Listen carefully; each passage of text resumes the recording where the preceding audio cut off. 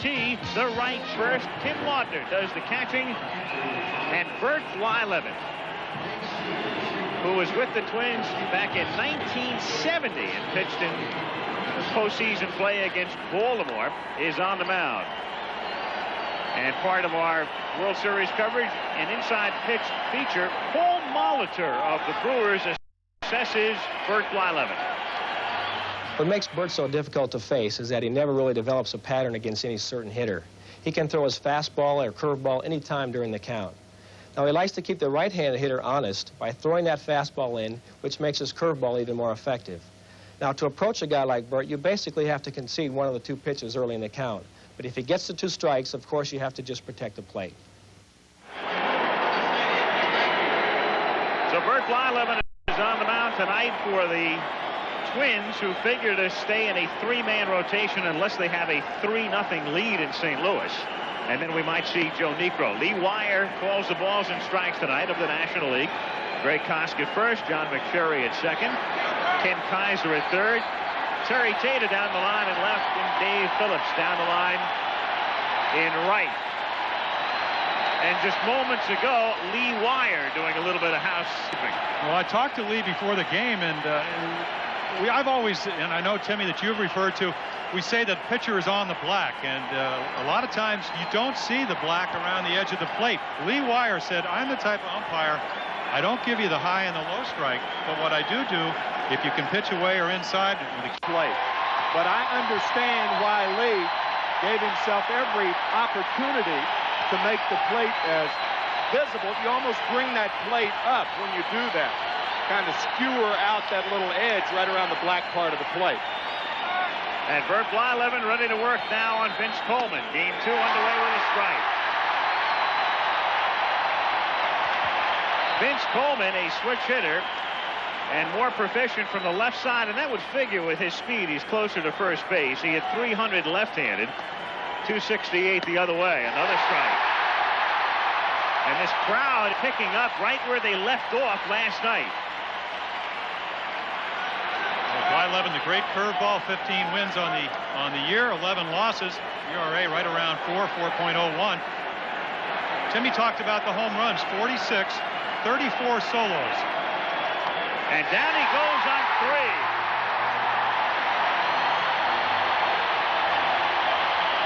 So a most auspicious beginning for Bert Blyleven at the age of 36. And here he was in 1970 when the Twins won the West, and there he was in 1979 when he was a Pirate and pitched against Baltimore in the World Series. And here he is live working on Ozzie Smith with 1 out and the bases empty. 1-0 on Smith, another switch hitter. Now Ozzie hit .303 this year, and as a left-handed batter, he hit .335. So a big difference. He hit .249 right-handed. And he whacks that one into center field for a base hit.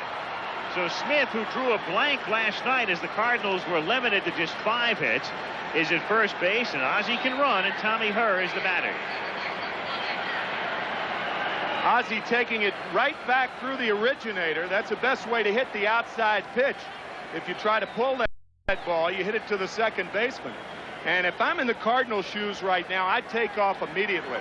They were stymied last night in their running game. This is really the first opportunity they've had to show that great speed of theirs. And I think you can expect them to run in the first or second pitch. A point that you were going to allude to, 39 steal attempts against Blyleven. They were successful 32 times.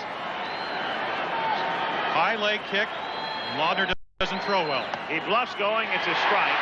Smith this season stole 43. That was second on the club to Coleman's 109. Laudner threw out only 19 of 84. Make that 16 of 84. A 19% ratio. So you have all the elements for the Cardinals to be able to run. A catcher with a 19% throwing ratio and a pitcher with a high leg kick.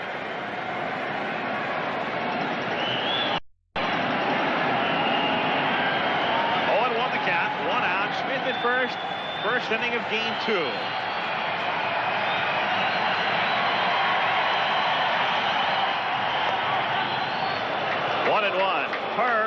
another switch hitter. The Cardinals have 6 in the lineup tonight.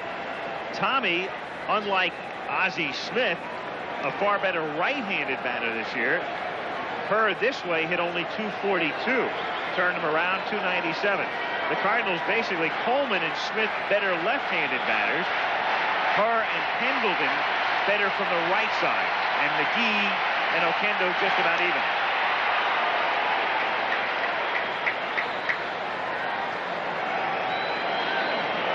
Blyleven, born in Zeist, Holland. And tonight you've got Blyleven, born in Holland, and Danny Cox, born in England.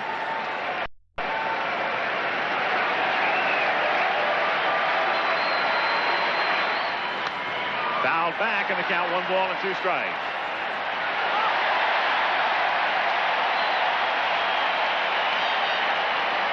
Tim, it'll be interesting to see. When I used to pitch, you get a fast runner on first, fastball, curveball.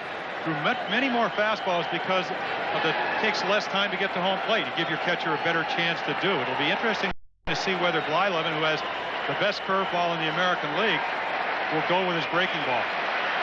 Well, you can't let the speed of the runner on first dictate what you're going to throw to the hitter. The guy who's going to hurt you is the guy with the stick in his hand. Not that you can't throw the fastball, but you can't get locked into throwing it. Ozzie goes, got a great jump, and her hits a grounder to short. Only 1 play for Gagne. And Smith pulls in at second. And Ozzie would have had that one stolen by plenty. Had Smith not been running, it probably would have been a double play. Blyleven threw 32 double play balls this year. So at least Tommy Hurd did something with the out. Gene Mock expression that if you can move base runners along and make productive outs, you can score a lot of runs that way. And I agree.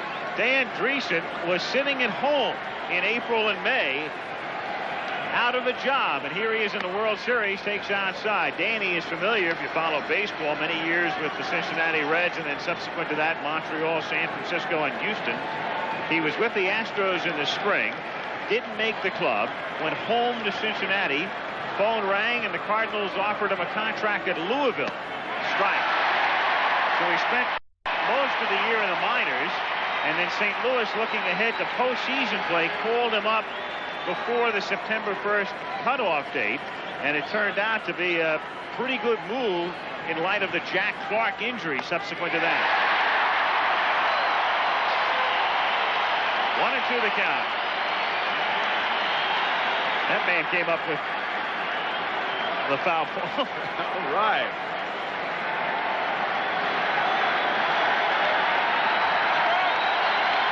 One-two to Dreesen. Foul to the plate.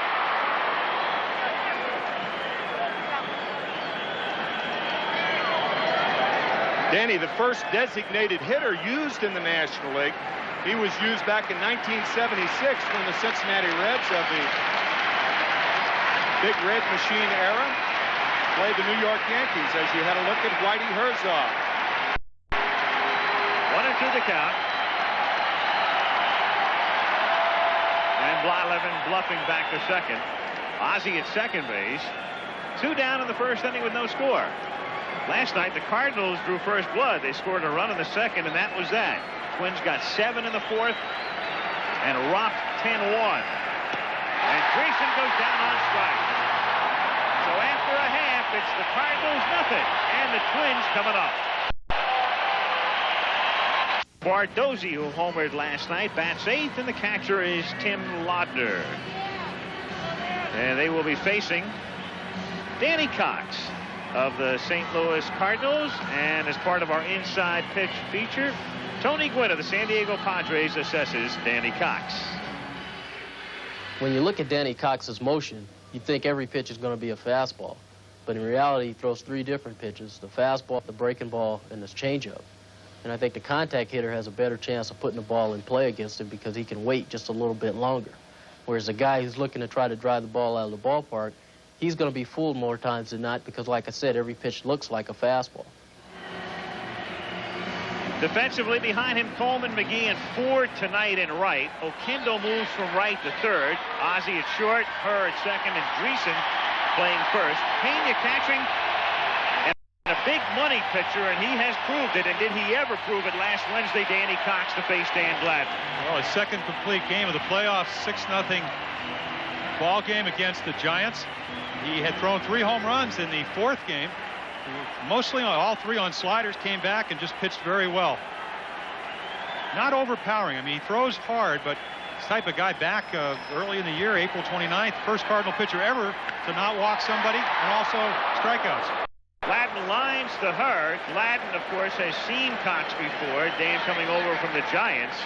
Good contact, but simply an out. 1 pitch and 1 gone, and Greg Gagne is the batter. Gagne didn't join the parade last night. The Twins had 11 hits, but Gagne was 0 for 5.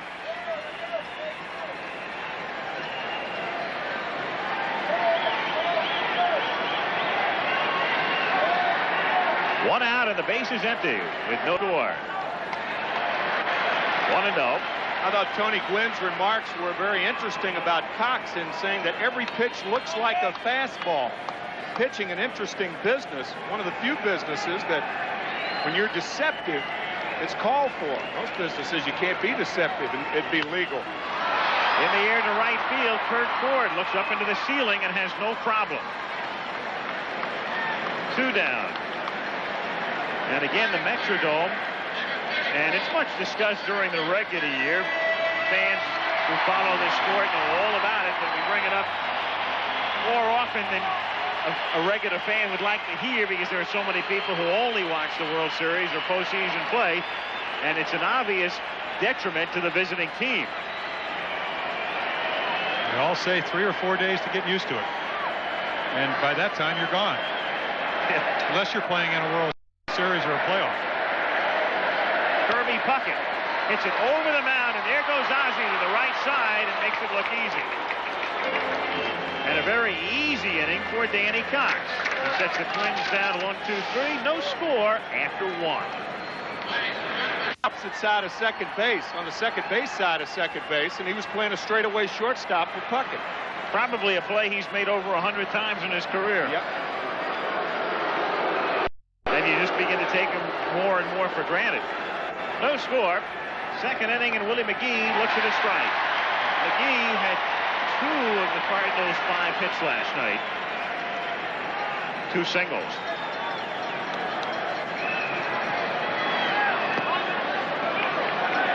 One and one. McGee could be a real key for the Cardinals, especially in the absence of Jack Clark. Willie drove in 105 runs during the regular season. Terry Pendleton bats behind him tonight. Terry will be limited, of course, to left-handed hitting only. 2-1. Fly 11, 14 pitchers facing 4 men in the first, and Danny Cox set down the side with only 1 extra pitch. That's it sharply down to second, scooped up by Lombardozzi, and away. That's very normal. When you talk about a strikeout pitcher versus a ground ball pitcher, the strikeout pitcher like Blyleven, and we're talking a guy almost 4,000 innings, struck out over 3,000 batters during his career, and Danny Cox, the guy, as we said earlier in the year, pitched the game with no walks or no strikeouts, but a complete game. Terry Pendleton now. Pendleton injured his ankle in San Francisco in a workout prior to Game 3 of the National League Championship Series, but he was able to return in Game 4. Then he pulled a rib muscle, or muscles, running between first and third in Game 7 against the Giants. So what he can do is bat left-handed. He can't bat right-handed, and he can't throw, so he can't play third. 1-0. And thus, in a way, Herzog gets a break this year. This is the second year in which the designated hitter has been used on an alternating basis. This a few years back in this World Series, in an odd numbered year, the pitcher would have hit in all the games, but they changed it in '86.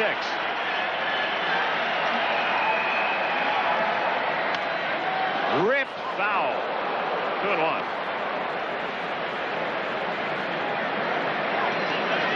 Al Newman. That woke everybody up down there.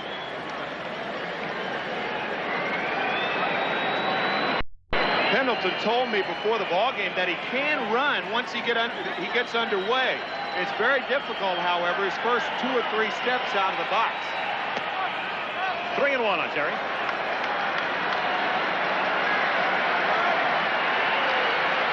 Biggest hit of the year for the Cardinals, says Whitey Herzog.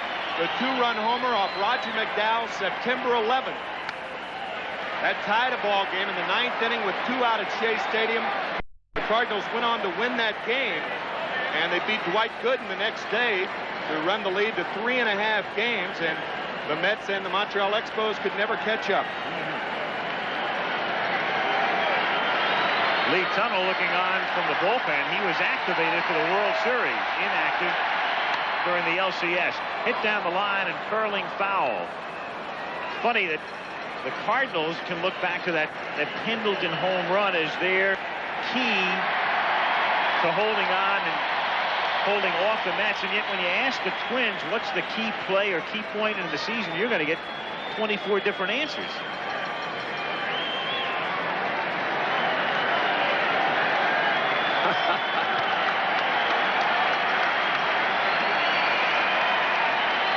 Two pitch is fouled away. Bob Uecker, a member of the 1964 World Champion Cardinals, along with Tim McCarver. Yep. You know, it's funny, I didn't realize it until recently. Uecker was Roger Craig's roommate that year. Right. Giants manager. Grounded to short. Gagne stays with it. Off the rug. Guns him down. 2 away. And they pick up Kurt Ford.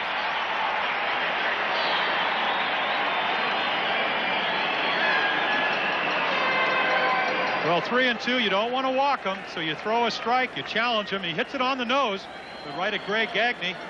Timmy talked about his strong throwing arm last night. Right on the money. So Pendleton is out, number 2. Kurt Ford, one of those who seemingly comes out of that Cardinal mold, takes a strike. The fleet, quick, line drive type hitters. The only difference with Ford is he's not a switch hitter. He's a pure left-handed batter.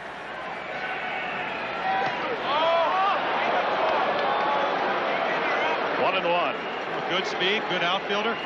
Broke his hand in June, played all the way to August, and they took some more x-rays and saw that it was broken. Went on the DL then. 1-2. We mentioned last night the Cardinals, if they had a merry-go-round in one spot, it was right field.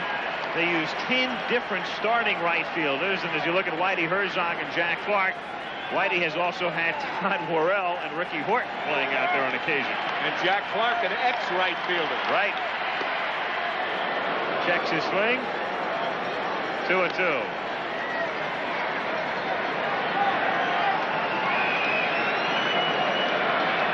Bert Blyleven, his rookie year, 1970. He's been with the Twins, and he went to Texas, to the Pirates, to Cleveland, and back here 2 years ago. Loop to left field, and that will fall in for a base hit. So Ford picks up the Cardinals' second hit. Kurt is on with 2 down, and it will bring up Jose Oquendo. Good pitch, bad result. You can see the one-handed swing, and he takes the hand that he broke off the bat. That results in a looper, but it was fortunate it dropped in left field. You could really see there on the swing.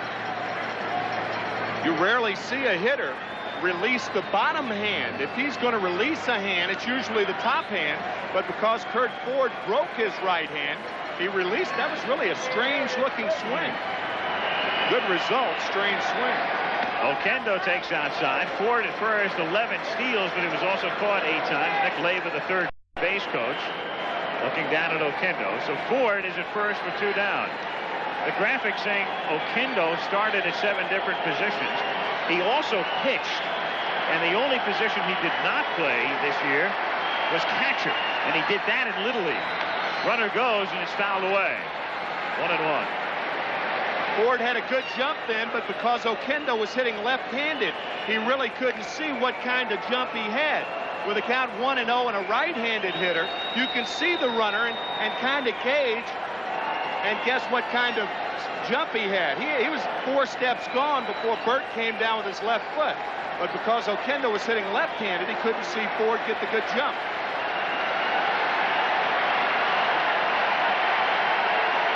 Ford stays in the pitch, missing high, ball 2. 2-1. Kind of reminds you of a guy who had his number retired in this ballpark earlier this year. Oquendo hitting like number 29. Like Rod Carew. And there it is. And they had a day for him here this summer. Half swing strike. Foul tip, in fact, and it's 2-2. That didn't remind me of Rod Carew. Over 3,000 hits, 8 batting championship. Again, that's an indecisive swing, and that tells you something about the liveness of Blyleven's fastball. Well, he watched the Carew batting video before his home run in Game 7. But that was not on the tape that he saw at the end of 1.5 no score. See by the graphic, Whitey got ejected in Game 7 of the 85 series. But what he's talking about now is Burt Blyleven's move to home plate. The rule book says you have to pause. Blyleven has said 32 out of 39 successful steals. He knows they're going to steal if he doesn't cheat. And what he's doing is maybe pausing. I did it. If you can get away with it, it's the only way he's going to stop the Cardinal running attack, if he can. Ken Herbeck leads off in the bottom of the second. The count 1 ball and no strikes. So Whitey had his say with Lee Wire. He just wants the umpires to make sure they're watching closely. Blyleven did not commit a balk all season long. Strike. 1-1. Well, much more liberal in the American League than in the National Leagues. They will let you get away with it. But now that he's brought it to the attention of Lee Wire, who knows what's going to happen. Broken bat, little grounder to third. And it's Oquendo to Dreesen for the out. And Danny Cox has begun by shutting down the first 4 Twins. 1 away here in the second inning. And Gary Gaetti is the batter. Gaetti last night 2 for 5 with both hits coming in the 4th inning.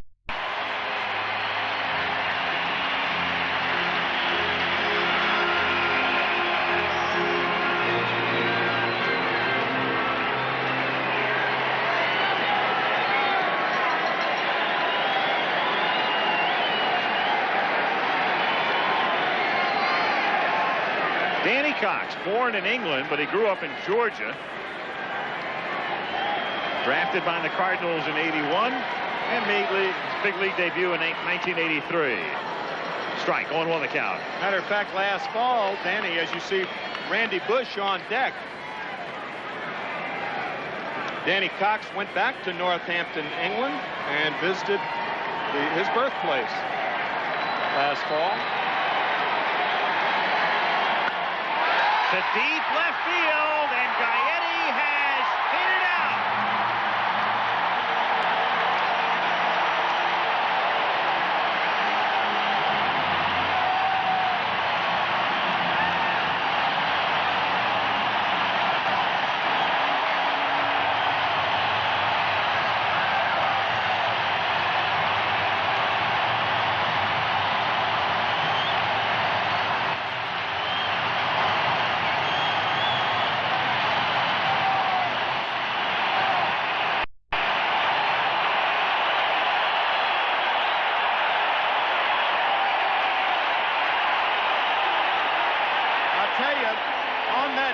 Gary Gaetti just visits a place that he's lived 33 times this year.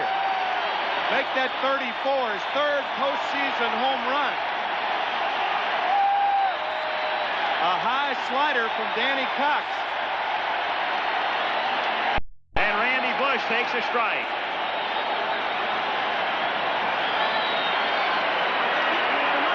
Two in the playoffs.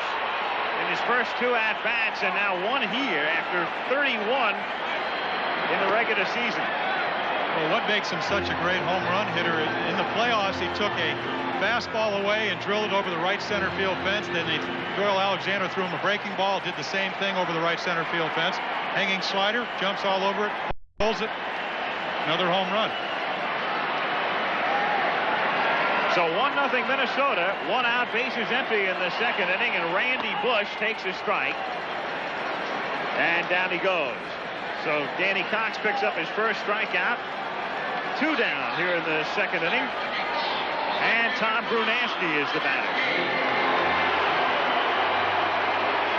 Danny Cox showed me a lot there. He threw him a backdoor slider. The same pitch that Gaetti hit for the home run. And if you go back to Game 4 of the playoffs, Robbie Thompson, Bob Brenly, and Jeff Leonard all hit home runs on that slider. So it's gotten him in trouble in postseason play. Brunansky 1 for 3 last night. Tom, originally with the Angels, takes a strike and the count 1-1.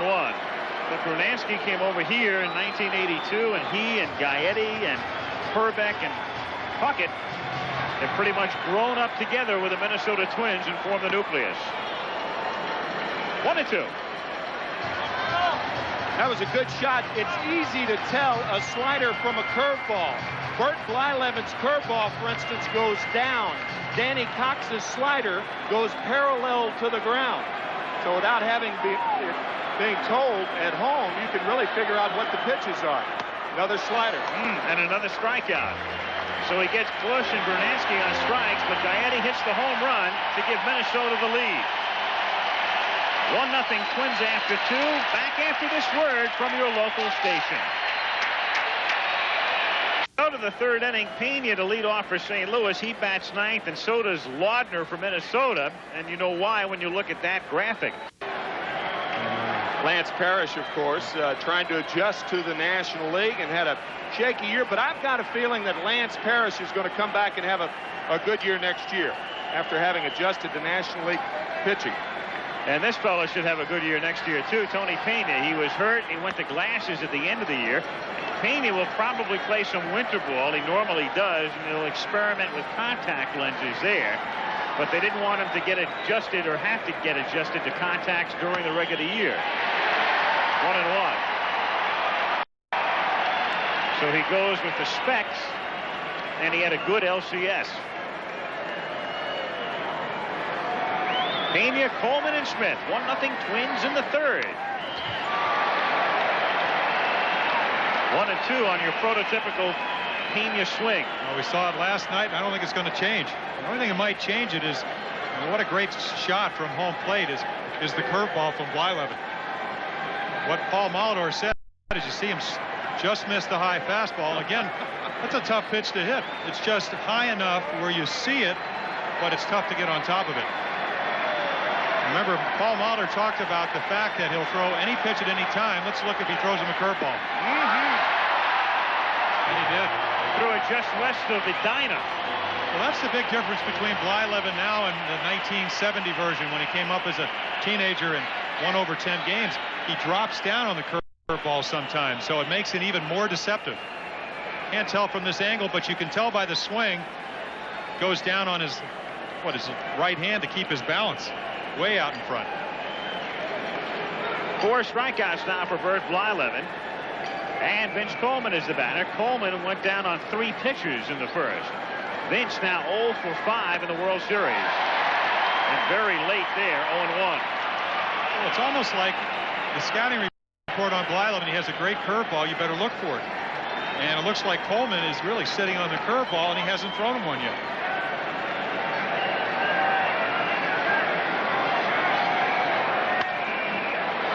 Grounded down to Lombardozzi, and he gets him. And there are 2 down. Jim, I really think you may have hit upon something, because there is no way that Vince Coleman hits that pitch if he's not looking for it. He took 3 pitches his first time up. He's late on the first fastball. Now look where this curveball is. That's the type of curveball we were talking about, that real downer from Blyleven, in contrast to the slider by Danny Cox. Smith now hits a grounder to short, and Gagne throws him out. Fast, easy 1-2-3 inning for Blyleven. Twins 1, Cardinals nothing. Bottom of the third inning. In Minneapolis, Al Michaels with Jim Palmer and Tim McCarver. Game 2 of the 1987 World Series. Gary Gaetti's home run has given the Twins a 1-0 lead. And in the bottom of the third, Steve Lombardozzi, Tim Laudner, and Dan Gladden. Steve Lombardozzi with 2 hits last night, including a home run that made the score 9-1 in the 5th inning.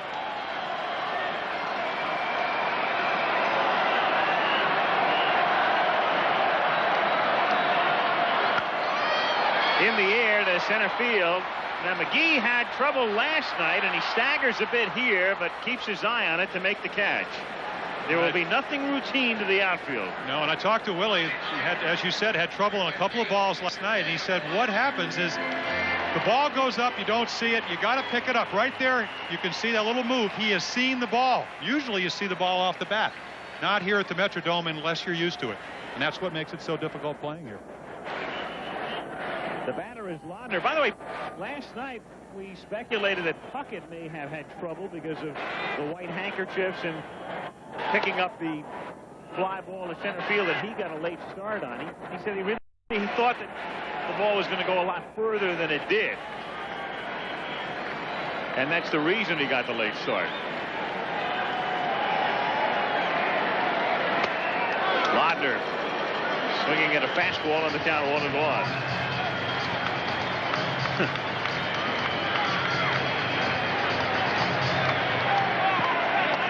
Through Jack Cronin's viewfinder. Well, they used to call those the cheap seats, but not anymore the way the ticket structure is at the World Series.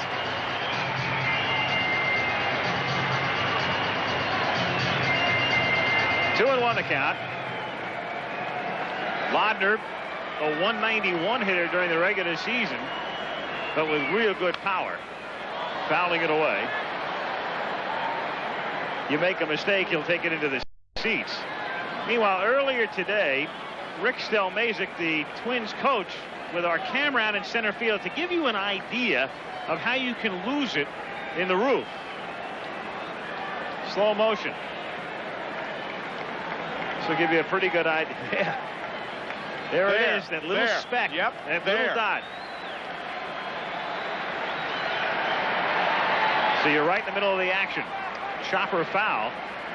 That, of course, during the daylight hours. And they'll tell you it's easier to see them. So Yeah. you can imagine what happens when it gets dark out and they turn the lights on. The Metrodome, one of 4 domed parks now in the major leagues. Seattle, Houston, Montreal, and here. And Laudner has gone on strikes, and that's strikeout number 3 for Danny Cox. So Cox has gone through the order once. He's retired 8, and then Gaetti hit the home run. And usually you see Cox changing up more than he's doing now. That was a good slider to Laudner. And for the most part, he's sticking with the fastball into right-handers and sliders away. That's been his repertoire up to this time. The mistake, of course, was the Gary Gaetti home run. Everybody thinks that any time a guy hits a home run, it's a mistake. That's not necessarily so, but it was true about Gaetti's home run. Dan Gladden looks at a strike, and the count is 0-1. Well, the slider's a great pitch because the whole intent is that it's supposed to look like a fastball. The hitter reacts to it, and then it just takes that little darting movement that you talked about. That's what the good one does. The hanging one has a very loose spin. The hitter identifies it early, and they generate a lot of bat speed. The ball doesn't break, and you get the result that Gary Gaetti got. 2 out, bases empty. Gladden fouling it away. Gladden coming over. So much made, of course, of the acquisition of Jeff Reardon. They picked up Al Newman, who did a nice job at short and second in the utility role. Then Gladden, the other acquisition by Andy McPhail. It was a case of Gladden just becoming expendable with the Giants, who had too many good outfielders. And wearing out his welcome as well. Fouling it off his foot. He had a sensational rookie year with San Francisco back in '84. Came up and hit .351. He came back to real life and eventually over here. Well, I asked him about that, and he said, as you see him, very painful, looked like right off the left heel or instep. Those always hurt and are rarely serious. You go down and tell him that. But anyway, going back to Dan Gladden. I asked him about the .351 batting average, and he said, I did not adjust. The pitchers adjusted. I didn't adjust with him. As you take another look. There's a lot of force that a hitter uses slamming the ball down on the ankles and the shins, but those, you know, he'll have a lump there tomorrow, but that's not serious. Our favorite medicinal product, that ethyl chloride, that makes it hurt worse. The don't hurt no more stuff. You forget the pain that you have because the pain's worse when the ethyl chloride's applied. Gladden testing his mobility, and with a slight limp, makes his way back up to the plate where the count is 1 ball and 2 strikes.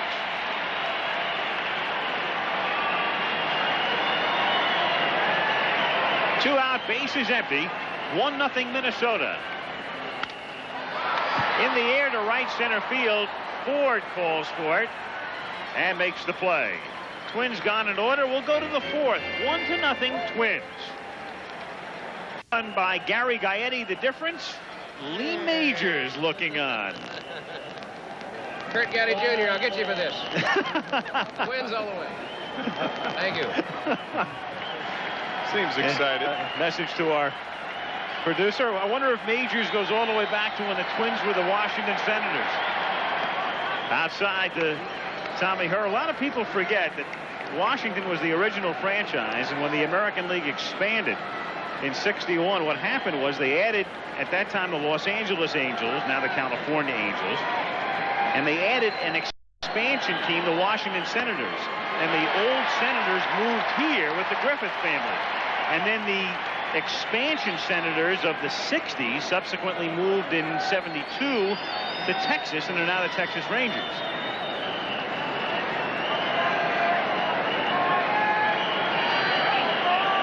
The Cardinals, of course, have been in St. Louis since day 1. 2-1 the count. Dan Gladden. Grand slam last night and 0 for 2 tonight. And he limped back to his spot in left field. Still feeling the effects of the foul ball. Hit sharply. Herbeck stays with it. 1 out.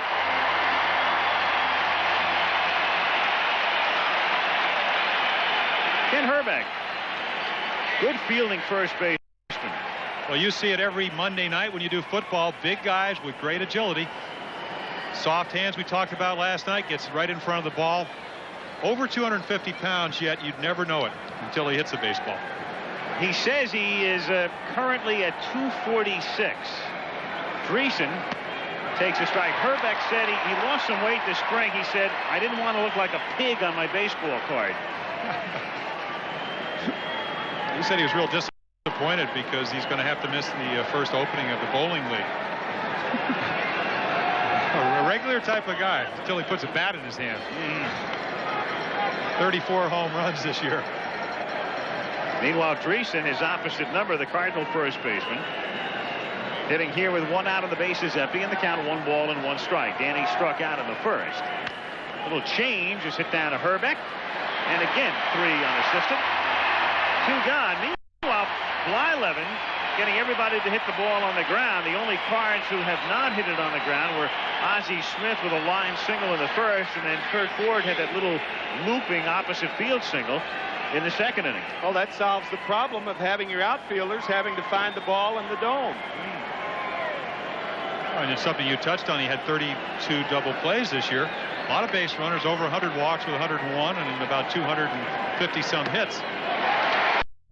Throw a lot of double plays, but the way to do it, of course, is to throw the grounders. It's tough to get underneath a good curveball, especially when your first move is up. You kind of raise on your toes. 0-2 the count. Take another look at that. Last 4 years, 19 over, and the teams he's been with well under.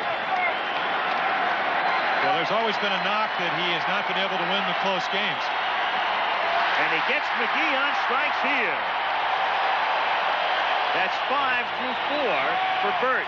After 3.5, 1-0 Minnesota. Well, you'd look at the 5th strikeout, Burt Blyleven. What impressed me, first of all, the curveball, but Tim Laudner with an excellent grab. That ball, a lot of spin on it, stayed with it. He gets the 3rd out of the inning. It's a little easier for a catcher to handle a breaking ball in the dirt because all catchers anticipate the breaking balls in the dirt. Dan Gladden, on the other hand, did not anticipate that foul ball off his left shin last game. He appears to be all right. He'll have a lump, as we said. It does not appear to be serious. And he'll have an off day tomorrow. Gagne, the batter, takes a strike. Series will resume Tuesday night at Busch Stadium in St. Louis. Tuesday night, 8 Eastern, Game 4, Wednesday at 8 Eastern. Gagne, Puckett, and Herbeck facing Cox in the 4th. Danny backs him off, 1-1. We talked a little bit about the matchup tonight, and when I look at pitching against the Minnesota Twins, I look at the 2 guys that pitched the best for the Tigers in the playoff, and that was Dan Petrie. He is a great slider. As we see the attempted bunt, he will be out if he's out of the batter's box.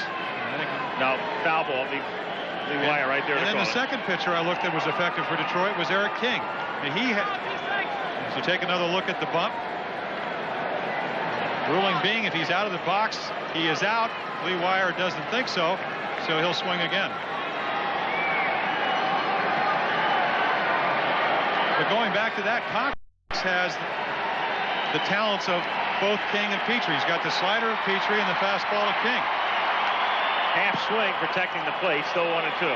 So it's a very good matchup. And conversely, if you're in a scout and you're looking at the Cardinals, you'd say they're a better fastball hitting team.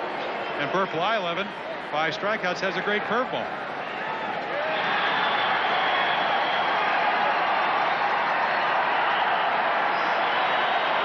One ball, 2 strikes. Gagne leading off in the bottom of the 4th inning.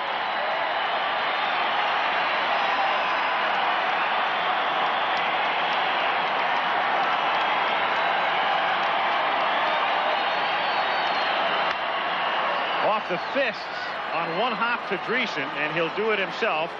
1 away. So they take care of Gagne, working him inside, and it will bring up Herbie Puckett.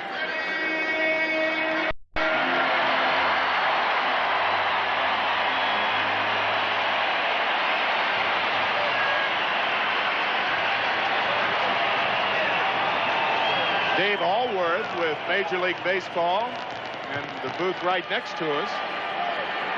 Dave with the commissioner's office. Censoring our every word.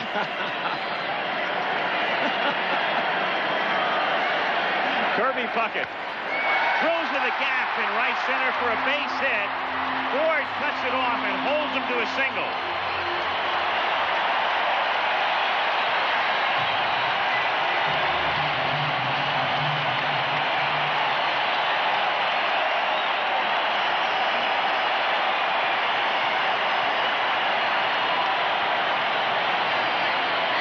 Night he was on an 0 for 4, got to hit the 5th time up, hit the ball to right field. He does again. This is how you hit .332. Haven't seen the home run power. It's a little like Sadaharu with lifting that left leg, and then it drives it to right field. The key to him is waiting, and when he waits, hits the fastball the other way and pulls the breaking ball. Herbeck now takes a strike, and the count is 0-1. Rick Rennick, third base coach, going through the signs with Puckett at first base and Herbeck at the plate with a count 0-1. Puckett, 12 steals and caught 7 times during the regular season. 0-2. Puckett, the only other Twin to reach beside Gaetti with the home run in the 2nd inning. That's the difference in the game. Talked last night about Herbeck's power, 34 home runs, 28 against right-handed pitchers. Turn him around, only 6. Cox with the seam fastball. It's usually the fastball you use to sink the ball. Runs away from left-handed hitters, runs in on right-handed hitters. The two prominent ways of throwing a fastball is with the seams or the four-seamer, which is across the seams. Reeson has it go over his head foul, and it's still 0-2. And so Puckett back to first with one out in the bottom of the fourth inning. Herbeck trying to utilize that hole, of course, with the count 0-2. You're only a defensive hitter, and you don't have the opportunity to look for a pitch and get it. When you're ahead in the count, you can do that and try to pepper that hole on the right side with her cheating at second base and Dreesen holding Puckett close. Big hole on the right side. Backs him off. Pena bluffs a throw, and the count 1-2. A lot of folks will say that Puckett is not apt to run because the hole is open over there, and with no outs or one out, that's important because you can move the runner to third base and then score him with a sacrifice fly and then field out. With two outs, it's not the case. He goes the other way and hits it foul and back out of play. With two outs, you're more apt to run if you're the runner at first base and forget about the hole. Because technically, if you're leaving the hole open, all you're going to do is end up at third base anyway, and there's still going to be two outs. And in effect, you're leaving it up to the next guy. So the outs have a lot to do with whether you run or not if a left-handed pull hitter is up there. Bobby Valentine, the Ranger manager, feels that Tom Kelly loves to run after a foul ball is what he has detected. So let's see if Puckett goes. Not here, and it's inside. Why would that necessarily be the case? It's an interesting thing. I believe it was in the New York Times the other day. They asked Valentine about some of the tendencies in regard to Kelly and the Minnesota Twins, and he felt that after a foul ball, Kelly was more apt to put a play on. For what it's worth. Hit to right field and in front of Ford for a base hit. Puckett will stop at second.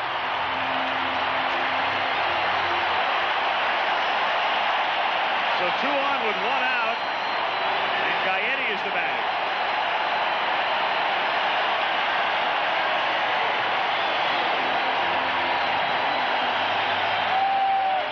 Here it was earlier, the difference in the game right now.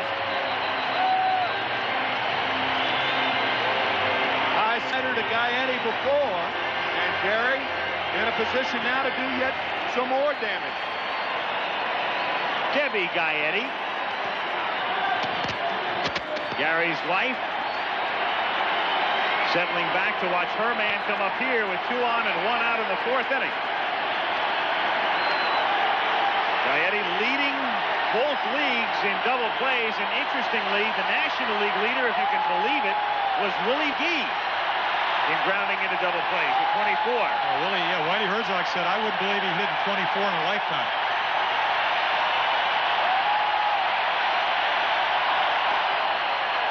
Want to know, Twins hopeful of another lucky fourth. It was 7 in the fourth last night.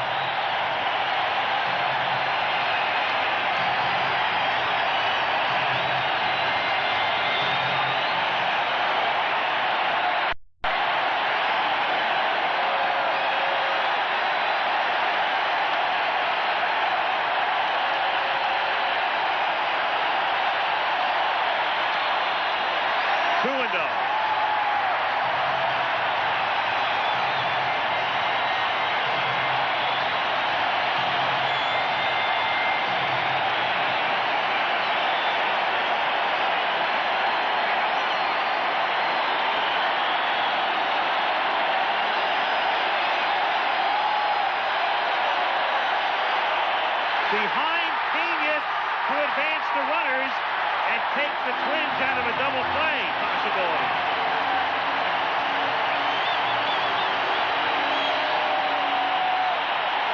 We mentioned last night that when Tony Pena moves with his glove, he really left the trap door open then. But whenever you see a catcher go down with the glove, generally speaking, he's going about it the wrong way. That ball squirting between the legs of Pena. He didn't keep the glove down. And it looks like Whitey's going to walk Gaetti, a very unusual move with a left-handed hitter coming up. But he's behind on the count here, 3-0, which may figure into the thinking. But then he said no. I think he changed his mind. He was pushing, I believe, the infield back, and that is where they are playing right now with runners at second and third, but the count is 3-0. This could be your unintentional intentional walk. Also could be a 3-0 swing. And he's on. So Gaetti walks, and they're loaded for Bush. 2 singles, a wild pitch, a walk, and Randy Bush, the batter. Puckett is at third. Herbeck at second. And Gaetti at first. Cardinal infield will set up a double play depth with 1 out, and Minnesota leading 1-0 in the 4th inning.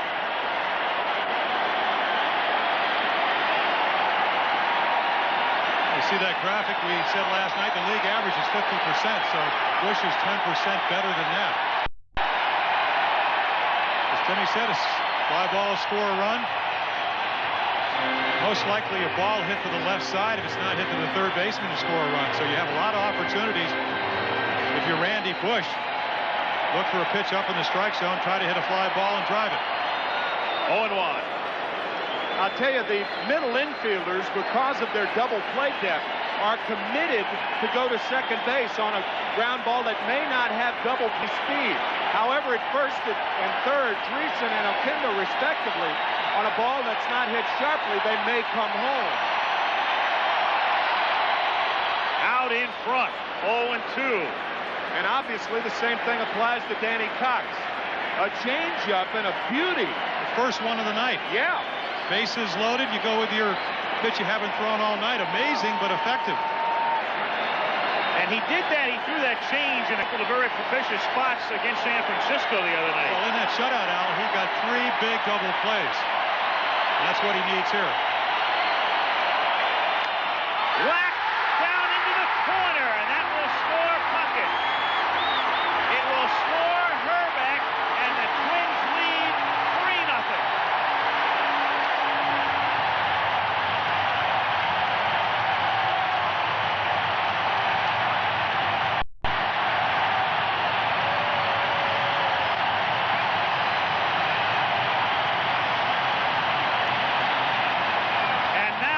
Intentional walk.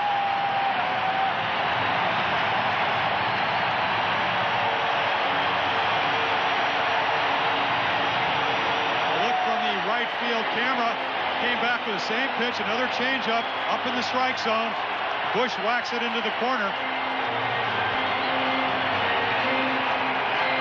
As you see, up in the zone, gets a little bit more leverage on it. We saw him reach for the one down and away. Danny Cox had Randy Bush in the hole, but now he's standing at second base.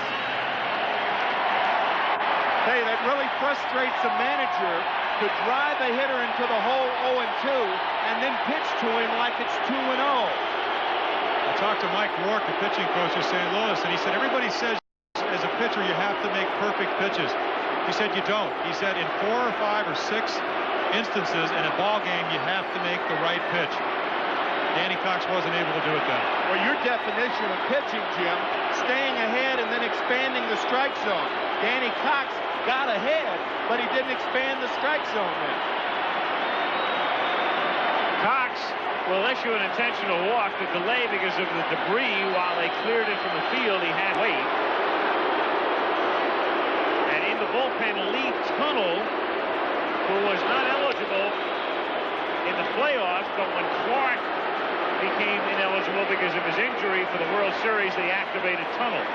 I'll tell you, to expand on the expansion comment, all you're really trying to do to simplify is because the hitter is in a defensive position, you're trying to get him to swing at a bad ball. And a lot of hitters do. Most strikeouts are swinging strikeouts are at bad balls anyway. You don't see too many big league hitters swing through pitches right down the heart of the plate. Maybe on the corner, okay. But most swinging strikeouts are on bad balls. Cox now faced again with a bases loaded situation, and Lombard Dozy, the batter. 2 runs over the inning, still only 1 out. third, Bush at second, and Brunansky at first. Cardinal infield again looking for the double play.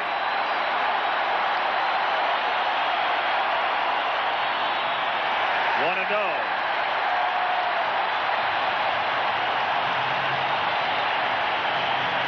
Herzog and pitching coach Mike Rourke.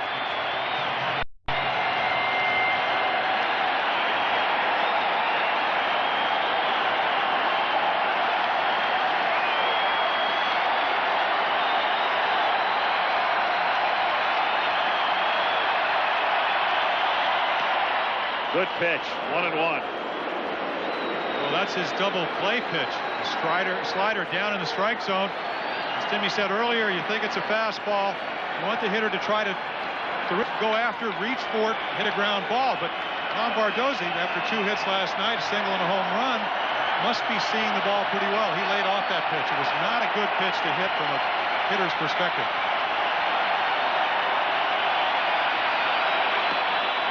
2-1.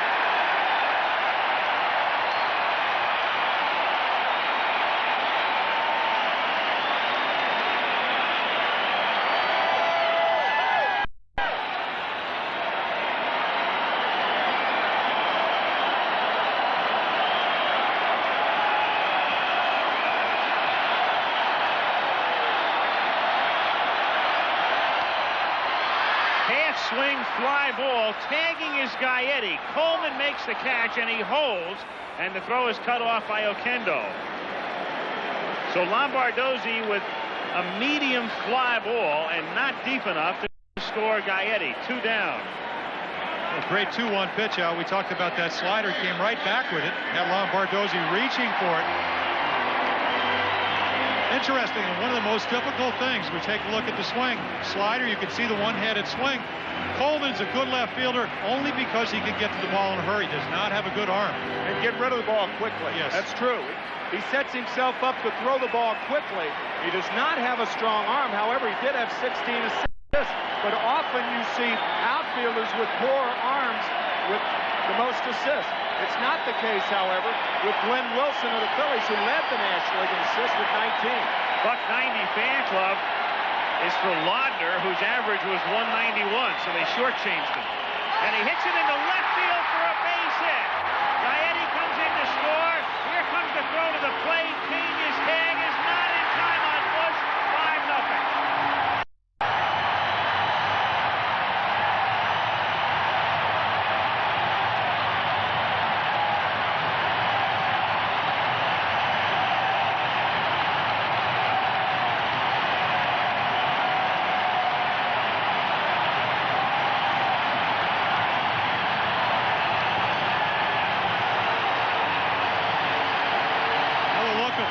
Timmy said sets up well, but this is the same aggressive baseball the Twins played against the Tigers. Bush stole 3 bases in that series after only stealing 10 all year. Great slide enables him to get around Tony Pena. The throw is on the money.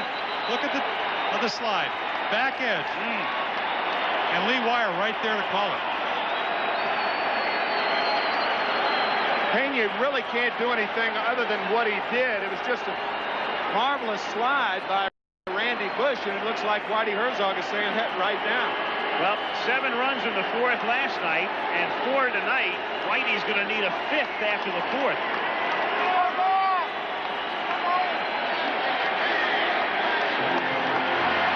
That slide, reminiscent of a slide by Jim Sundberg in the World Series a couple of years ago against the Cardinals. At Kansas City. Game 6.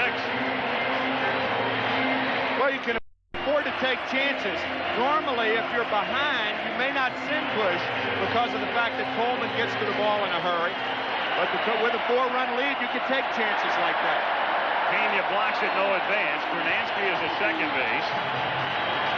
Laudner, he of the 191 average at first, and Gladden, the 9th man to bat in the inning. Last night, the Twins sent 11 men to the plate in the 4th, and tonight they hit around.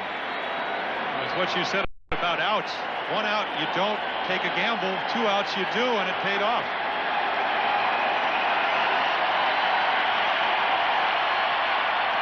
Strike, 1-1.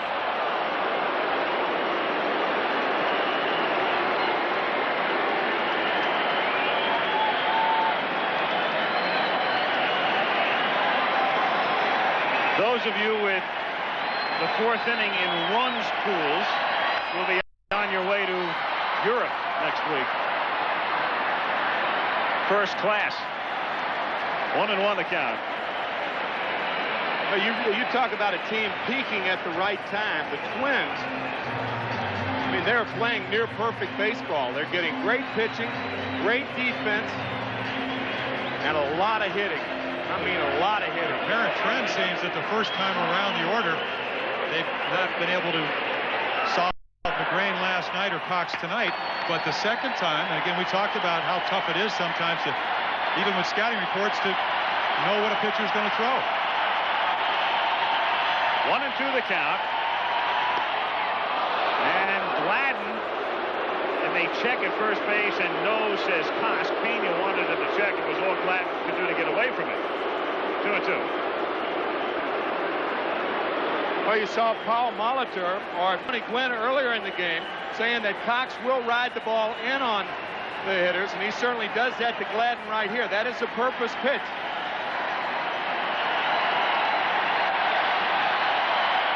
The purpose to keep him away from the outside part of the plate. Line into left for a base hit. Cut off by Coleman. Brunansky on his way home. The throw is cut off. 6-0.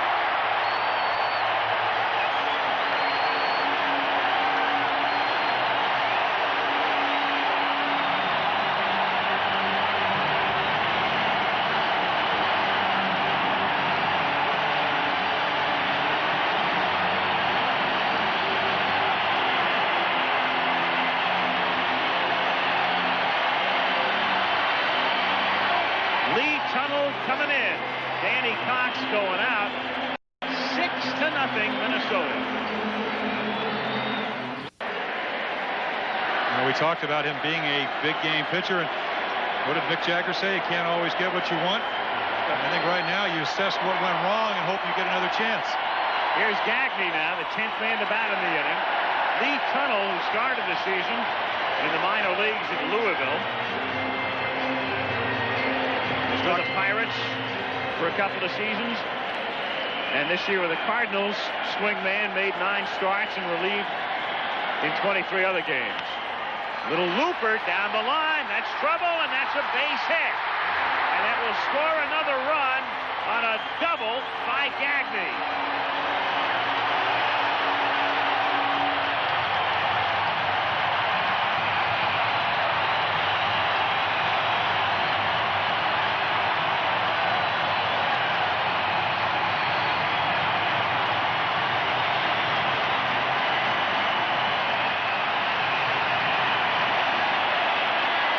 Talked to Mike Rourke, the pitching coach. He said Lee Tunnell, he has to be effective. He has to use his fastball, and he does. He jams Greg Gagne. You see it fall into right field. Hit it where there ain't. And he did. Didn't hit it hard. Kirby Puckett, the 11th man to bat in the inning, and so in the last 2 nights, 22 Twins have come up in the 4th. 7-0 Minnesota. 2 out. Strike. 0-1. What a Twins win would mean, of course, is the Cardinals could not clinch at home. The Twins would either clinch in St. Louis, or the Cardinals would have to come back to a place that has become bedlam in postseason. Strike. 0-2. We talked last night about that great home record. 56 and 25, another 3 games. It looks like they're on their way to a 4th. Rick Horton in the bullpen. He was there last night as well, and wound up finishing up.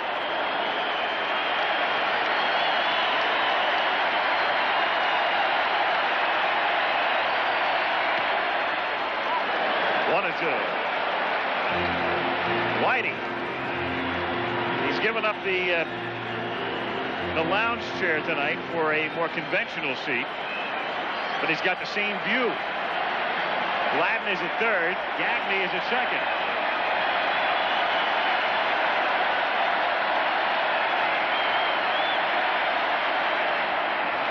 Two and two.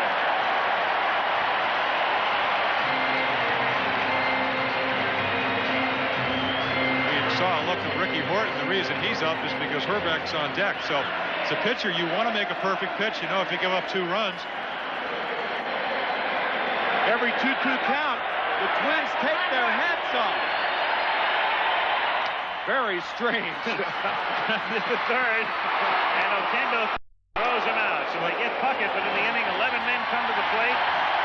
The Twins score 6, lead 7-0 going to the 5th inning, and we'll be back after this word from your local station.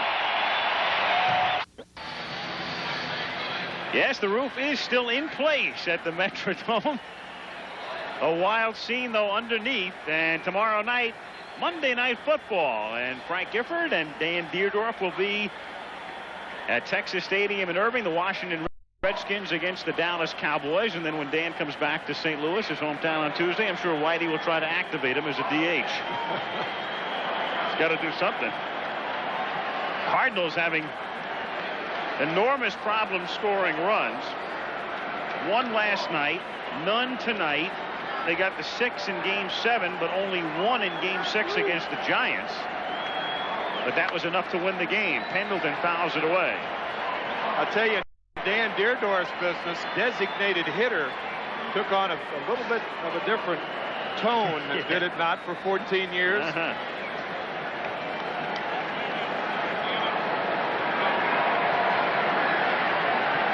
Bert Blyleven, like Viola last night now, the beneficiary of a big cushion. 5th inning, Pendleton 0 for 1. Takes outside, and the count is 1 ball and 1 strike. A lot of success. Not that that's the only way Bert Blyleven can win is a lot of times when they score you runs, and they did in the playoffs. Got him 6 in the first game, 9 in the second. He was 2-0. Hit to right field toward the corner. That's a base hit. Brunansky plays it off the canvas and holds him to a single. And Pendleton, for a couple of reasons, with the strained side and the residual effect of the ankle in San Francisco and down by 7, was really not thinking double to begin with. Only the first time tonight that the Cardinals have had their leadoff runner on.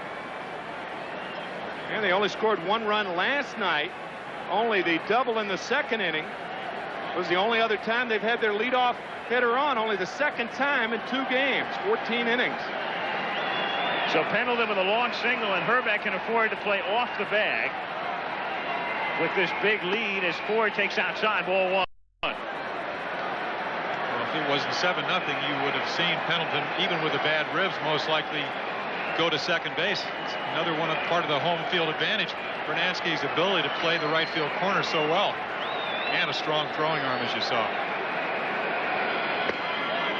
2-0 the count now on Kurt Ford, who singled a looping single in the 2nd inning. Well, a good thing about a 6-run inning is that you get the 6 runs, but a bad thing is that you have to sit on the bench a long time, and sometimes you don't ever get loose again. Blyleven, the first pitch, smacked to right. Now he's 2-0. In there, and the count 2-1. Check out Pendleton now and the way he made the turn at first. Well, you can see clearly that the ribs are bothering him, and the addition of the 7-run deficit, no way you're going to go to second base. 3-1. What a great way to get tight, though, huh? Yeah. Where your ball club scoring 6 runs for you. Yes and no.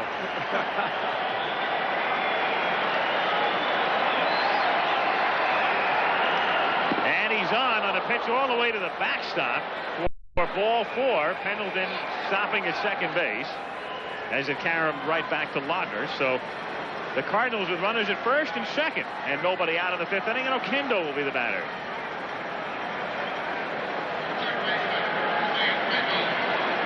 Well, he really wasn't throwing that fast, but 3-1 count as you take another look. Trying to throw the ball right to the middle of the plate. I got to say that his arm might be a little stiff.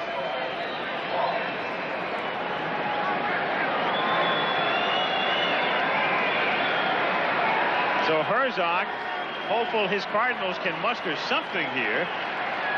And they begin with a base hit and a walk, and Jose Oquendo the batter. Well, last night we did not see them take behind 10-1, but this might be a situation where they make Blyleven throw some strikes. Viola, no walks last night.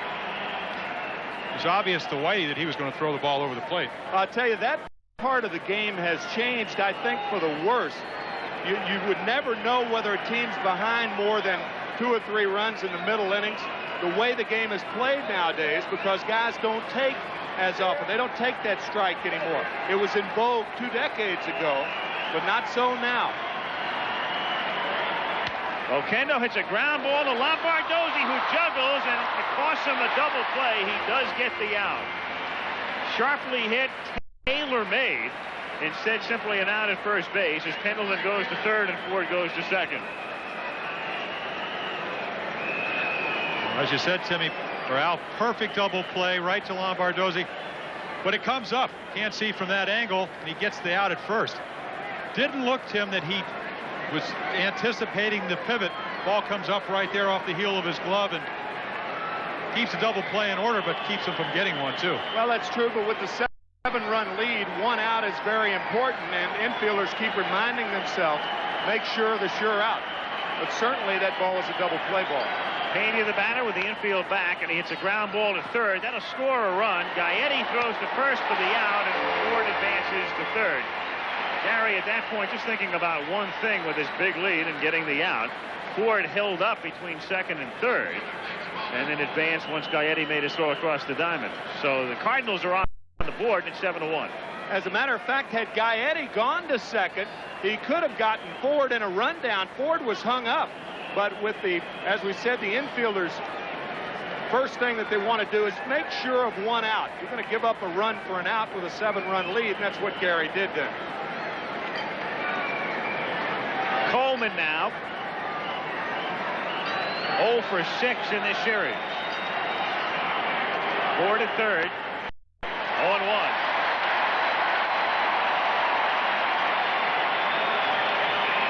Blyleven has walked 1, struck out 5. Ford away to his lead.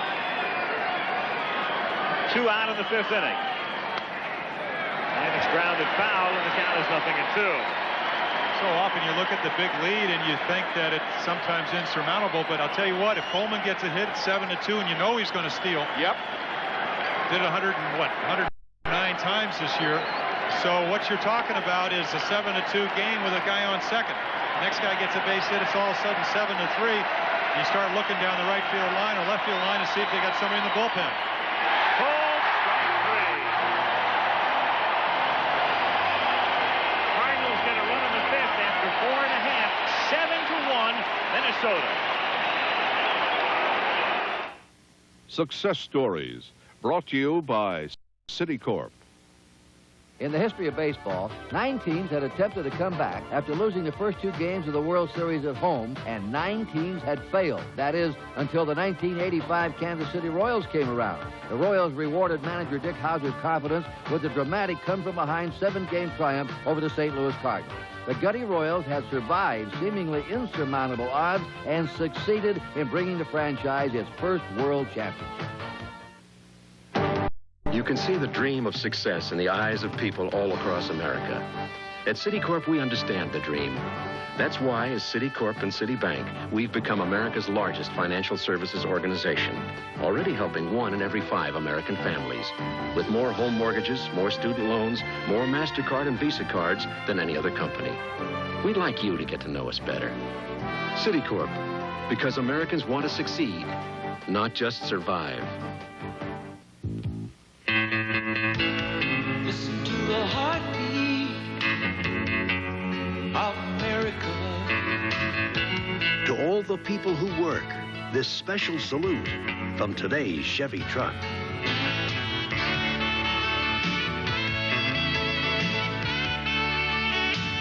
The heartbeat of America.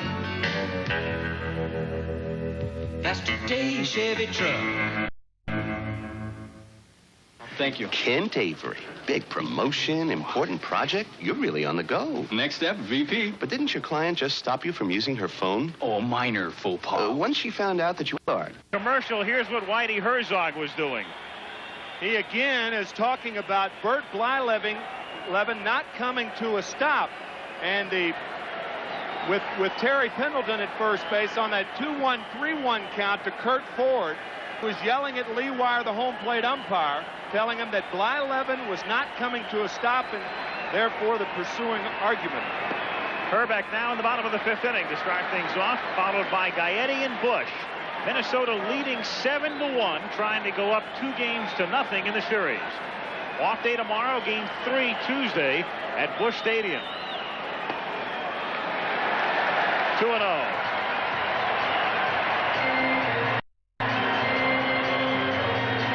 Lee Tunnell in relief of Danny Cox.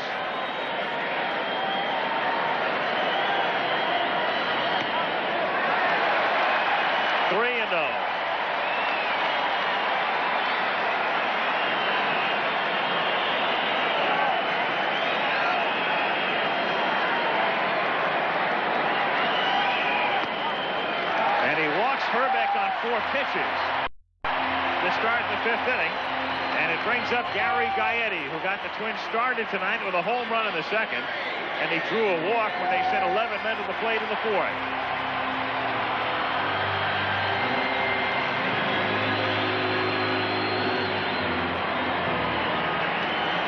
Here's Bert Blyleven coming set against Curt Ford. He's got to stop 1001.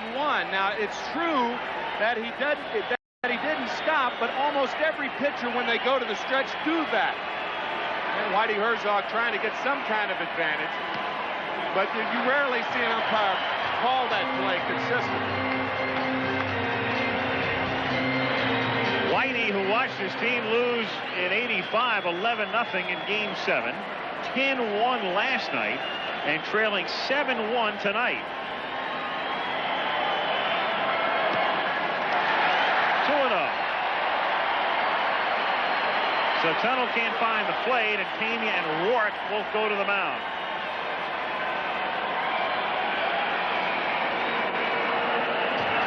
And we can tell you that Game 3 in St. Louis, it'll be John Tudor working for the Cardinals, and Les Straker, longtime minor leaguer, who is the number 3 man in the Twins rotation, gets the start.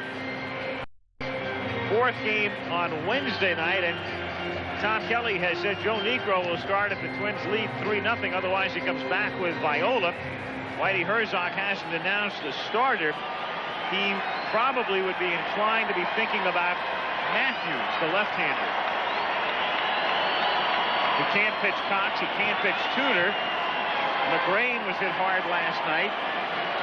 Matthews might have the type of stuff that could stymie Minnesota. Well, they had a good record against lefties, 25-17. In fact, they were, I think, 59-60 against right-handed starters, even though, as you've seen tonight, they've scored a lot of runs. But Matthews saw him in the playoffs, in the National League playoffs, very much like John Tudor. So he can sit there on Tuesday night, watch Tudor, who is very effective at Busch Stadium, and learn a lot. Ball 3, and it's 3-1 on Gaetti. That's great. When I know Mike Rourke came out there, he said you got to throw strikes, but the first guy you faced this inning, looking at Herbeck at first, 34 home runs. This guy hit 34 last year, only 31 this year, and you already saw him go into the seats. Hit sharply, base hit. Stopping at second is Herbeck, and the Twins on the move again. Well, there's been a lot of speculation about the home advantage. A lot of people think they have the signs that there's somebody out there, and right there he threw him a 3-1 curveball, even though it was up. It was a hanger. It was a hanger, yep. But he hit it like he knew it was coming. Yeah, they pop hangers up too, don't they? Yeah, sometimes. Sometimes. Don't rely on it though. Randy Bush, big double in the 4th inning to drive in 2 in the middle of the 6-run rally. 0-1. And here it was, coming with the bases loaded after Cox had gotten ahead 0-2. 0-2 changeup.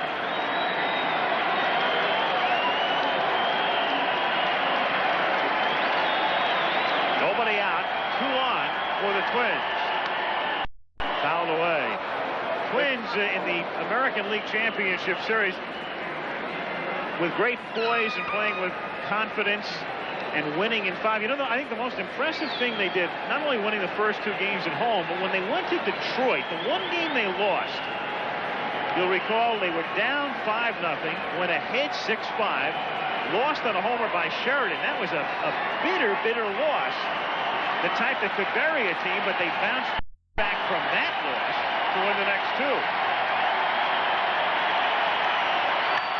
And that's grounded to Tommy Herr, who goes to Ozzie for 1, and that's all they get. Just the force. Herbeck going to third, and Bush is safe at first as Brunansky comes to the plate. Well, that could have been a double play had the throw been on the outside part of second base, the outfield side, but the throw is toward the inside of second base, and Ozzie Smith not in a position to complete the double play. It would have been close at first base anyway, but now the Twins have a chance to score another run with a runner at third and 1 out. Cardinal infield, double play depth. Brunansky struck out and walked. 0-1. The other impressive thing about the way the Twins went about beating the Tigers is who they beat. Doyle Alexander came in here. He had won 9 in a row, and then Jack Morris, their ace. Then they beat Tanana, and then the last day they got 4 early runs in the 5th game to knock Alexander out. He had been touched for about 6 weeks.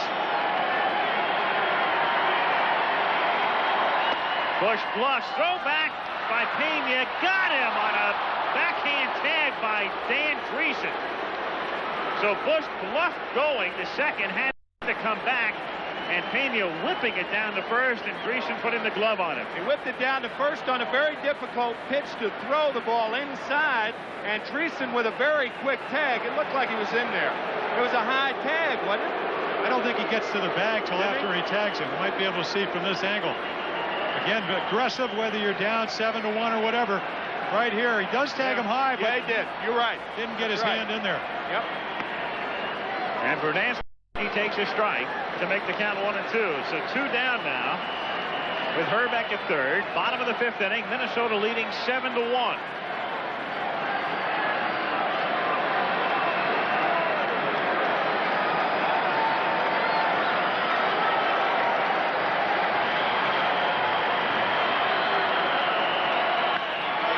To center field and to McGee for the out. No runs ahead, lead 1, still after 5. Minnesota 7, St. Louis 1. Ozzie Smith, Tommy Herr, and Dan Dreesen in the 6th. Ozzie 1 for 2, takes a strike.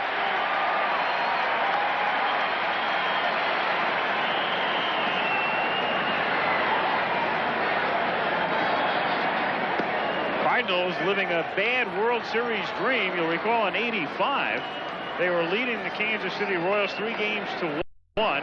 Royals won at Busch in Game 5, won a thriller in Game 6 with 2 in the 9th, and then the blowout 11-0 on Sunday night in 7.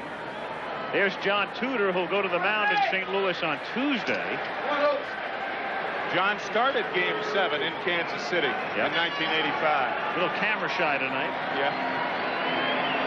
In for a strike, 1-2. We also saw his opponent Les Straker, the rookie who opposed Tudor on Tuesday night.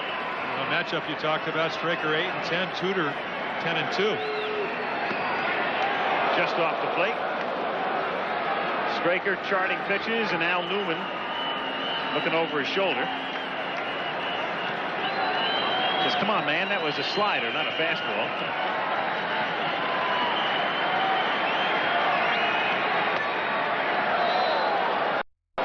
Check, swing, no swing, says Ken Kaiser. One thing about this umpiring crew, they make a good offensive line. Wire, Sherry, Kaiser. Where's Eric Gregg? Hand swing, strike 3, moving. Smith got 1 out. 2 years ago, remember the 7th game in Kansas City, Joaquin Andujar had come in a mop-up role, and of symbolized the Cardinal frustration that night. He was gone. And Whitey Herzog had seen enough as well. And when it was all over, it was 11-0, and Saberhagen had the shutout, and the Royals were the champions. 1-0 on Tommy Herr. And guys, as we said that night in doing that game, if you're ever going to keep an audience with the score 8-0, I guess that's the way to do it. Strike, 1-1. It's really been a shame over the last two World Series. Back then, no doubt the outcome somewhat affected by Vince Coleman being struck or impaired by the tarp. And this year, Jack Clark, who had 35 home runs, out Pendleton playing but not being able to play defensively. You touched on it last night. Cardinals are not the team they were that was 62-31 because of injuries, not because of lack of desire. The Twins are not the team they were either. No. Team that won 85 games in the regular season, and they've won 5 out of 6 in postseason play, and they had 7-1 in this game. In the air to left field. Gladden is there. 2 down, and Greason coming up. The Twins, it's the first time I can remember, Tim, a team in years where the guys didn't focus on one game or one play or one player. In interviewing all of them for the pieces we roll in from time to time, the other day I kept saying to the guys, what was the key period or key game? And everybody had a different answer. For some it was in May, for others it was in September. Who was the key player? Some said Puckett, some said Reardon, some said Gaetti. Greason hits a fly ball to right field, and Brunansky coasts over to the line and makes the catch for a tie to tie. As Blyleven continues to sail along, and Greason and the Cardinals still frustrated, down by 6. By, among others, Carl Pohlad, the majority owner. But he's here enjoying it and watching the Twins in the World Series for the first time since '65. Lombardozzi to lead things off in the bottom of the 6th, to be followed by Laudner and Gladden. 0-1. What a ways to describe this crowd, raucous and bedlam. Scott Ostler of the Los Angeles Times described the crowd here as the hardest working crowd in baseball. 55,241 Scandinavian James Browns.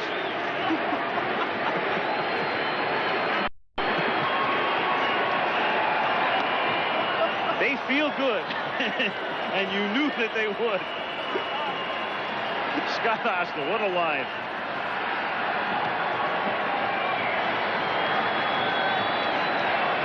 To the count on Lombardozzi,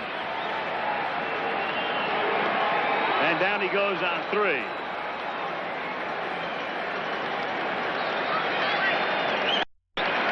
So 1 away, and Laudner is the batter. Pretty good idea why Whitey Herzog put Tunnel on the roster.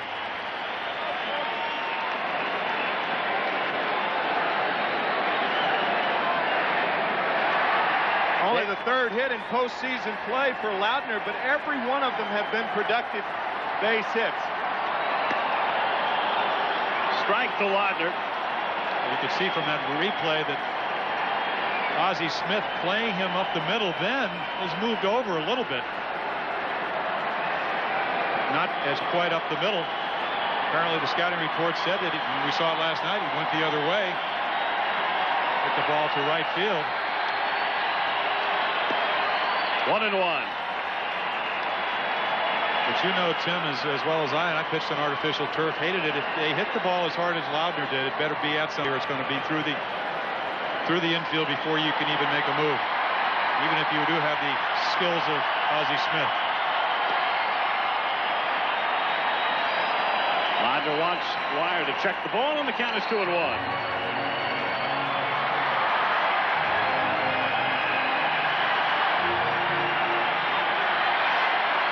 Mentioned the scouting reports. The scouting reports before a World Series are fine if they don't tell players too much of what they can't do.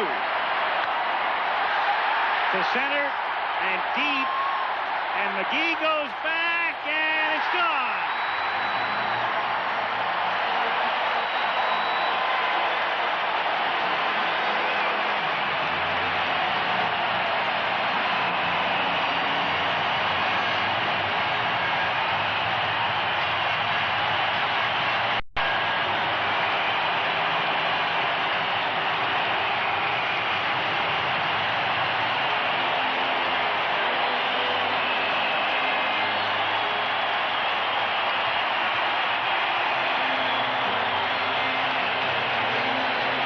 Number 17 for the year for Timmy Laudner.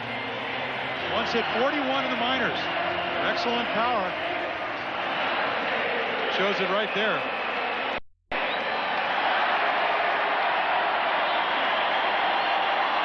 Puckett has that played down to a science, as Kirby has robbed several of home runs this year, but not McGee here. And Laudner, who hit 16 during the regular season, has made it 8-1 with 1 out and the bases empty.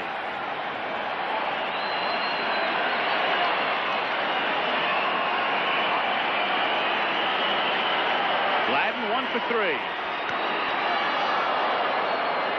Tunnel to Dreesen. 2 down. And Jim, you know what I'm talking about. Gagne taking low, ball 1. Almost had a heart attack. That's Ken Daly throwing in the pen. And again, we discussed it last night, when you've got all these off days and they can have one tomorrow, Daly's a guy you want to come in clutch situations and key situations, but they've got to keep him fresh. Well, most likely you'll see Todd Worrell maybe pitch an inning tonight too. We know they have not pitched in games at least since Wednesday. That's grounded down to short. Ozzie Smith scoops it up.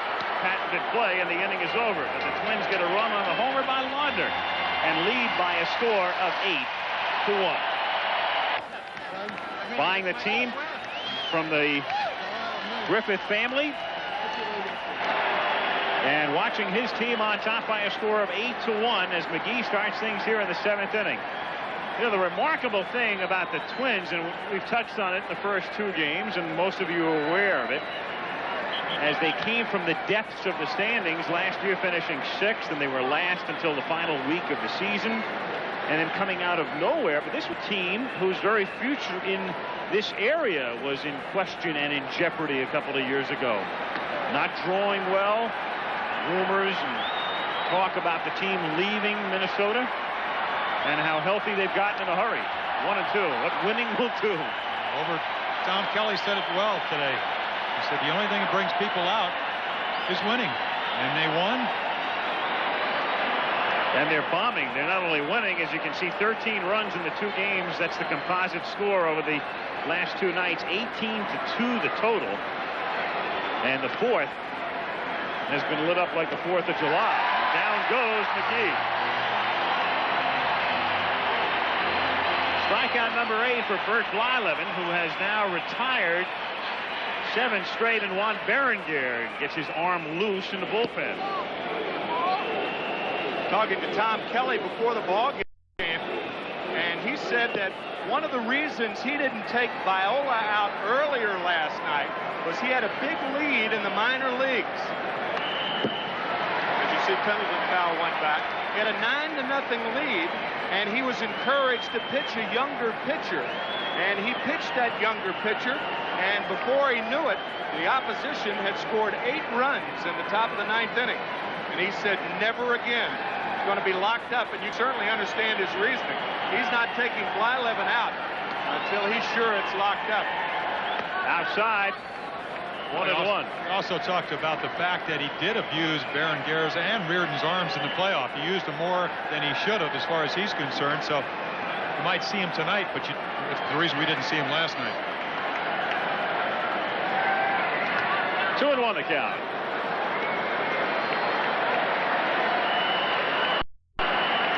One out, bases empty, 7th inning, 8-1 Minnesota.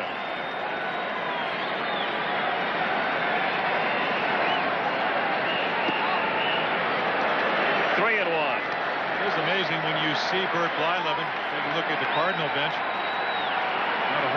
sure about tonight either.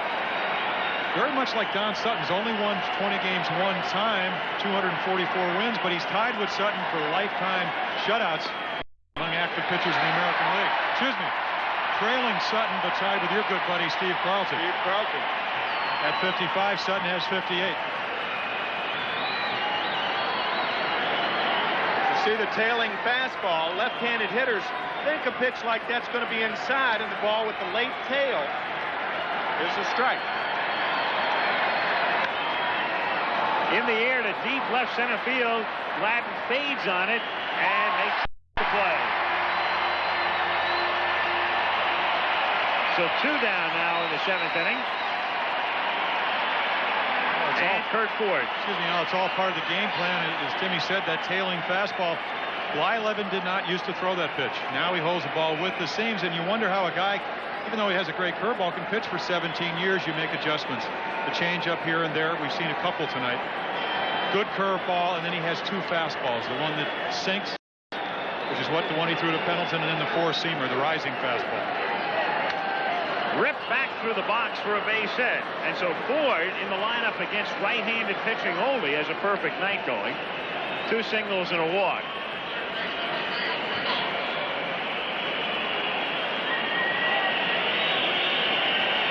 When you have a 7-run lead, just trying to get ahead of the hitters, do not want to walk him.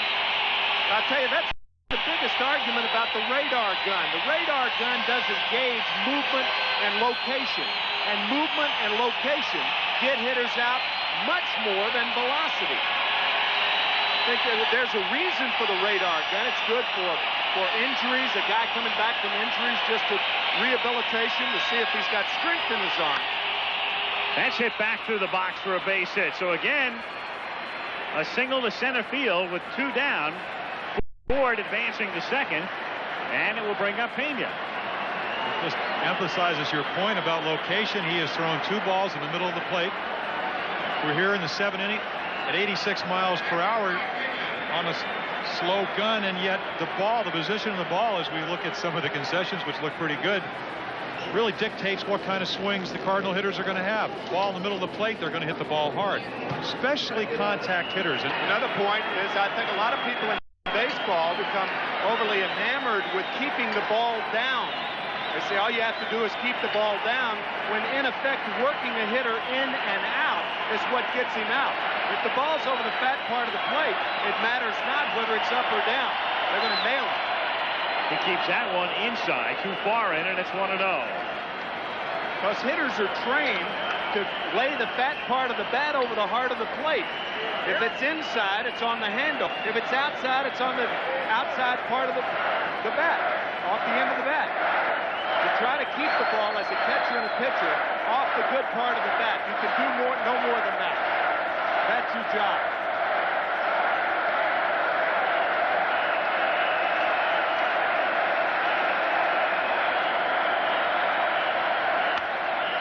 Line to center field. Puckett charging in, but it's a base hit. And Puckett will throw to third. And out, and the run counts. The run scored before the out. But the Cardinals run themselves out of the inning after they pick up 1. A run, 3 hits, and a look again here. This out is recorded after Ford touched home. Minnesota doesn't care whether it's after or before. I guess it's a Cardinal rule that you never make the third out at third base, especially when you're trailing by 7 runs. And they broke it. Yep. You're seeing Oquendo slide into third. You see why in the American League they do not run on Kirby Puckett. And also, as you said, Tim, you do not make the third out at third base. Lee Wire doing his job at home plate. The run counts. Kurt Ford scored before we saw Oquendo tagged out at third. At this point in the game, though, you don't like to see the run score, but you will trade a run for an out. Oh, yeah. Especially with an 8-1 lead. Yes, sir. Whistles out in force. Patty Blyleven, Bert's wife, I think, was the ringleader. As Puckett swings and misses. The one thing that Lee Wire has to do on that play is align himself so that he sees the play at third, as well as the runner crossing the plate, because if that tag had been made before Ford had touched home, That was out number 3 and no runs. Ken Daly now on in relief. Bucket fouling it back, and the count is 0-2. And this is an amazing story. Last October 10th had a ligament out of his right wrist transplanted into his left elbow. Normally that takes about 14 months or at least 2 years in most cases. That's what it did for Tommy John. You graft it in there. He's come back still throwing well over 90 miles per hour. Great curveball, and he's the left-handed stopper for the Cardinals. Yeah, it's not the fact that he's throwing at all. It's the fact that he is throwing as well as he did before the operation. He was talking about how Dr. Jobe said it's just amazing that the graft would take in that amount of time. 1-2 is chopped to the right side. Tough play. Scooped by Hearn nicely. That was the only way Tommy could have done it. And had a chance to get Bucket. 1 out here in the 7th inning. And Herbeck is the batter. Well, they said that the Cardinals will not have trouble playing the infield here because they play on AstroTurf at Busch Stadium. The problem would be with the roof. We saw that last night. Tommy Herr makes a difficult play look easy, just as he would in Busch Stadium in St. Louis. Inside to Herbeck, and the count is 1-0. You saw Tommy Herr a lot more than I did this year. He lost about 15 pounds, came into spring training a lot lighter. It looks like he's much more agile. Not that he's ever really had much of an agility problem. Yeah, you mentioned Ken Daly's comeback. Tommy Herr has had both knees operated on. And you only make a play like that on artificial surface. On a regular infield, the ball has a chance to stay down, but not on the rug. 3-0 now on Herbeck.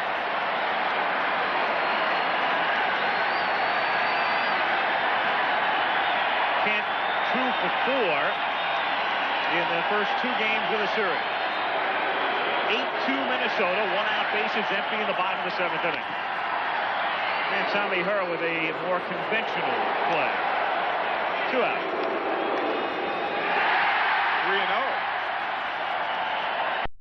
Swinging 3-0 against Ken Daly. Herzog, I think, dreaming of the runway at Lambert International and home. And the Twins dreaming of a world title. Did you find that a little confusing that he was swinging 3-0? Not with a 6-run lead, no. Do you against the left-hander because it's lefty on lefty? Sound like you do. Yeah. Strike to I just Gaetti. think back to the National League playoff, and a lot of times you need something to motivate. Not that it's really running up the score. It's not trying to go for a national championship, but obviously it makes Herbeck a better hitter, not that particular time, but you might just get the Cardinals thinking about something. That's the only reason I say that. A lot of hitters don't like to hit 3-0 because they're not patient enough. This ball just fouled down the third base line. Gaetti is locked in, isn't he? Hitting a lot of balls hard. He was the MVP in the playoffs, and he's already 4 for 7 in the World Series. And when you're 4 for 7 and the count is 0-2, you're going to be brushed back.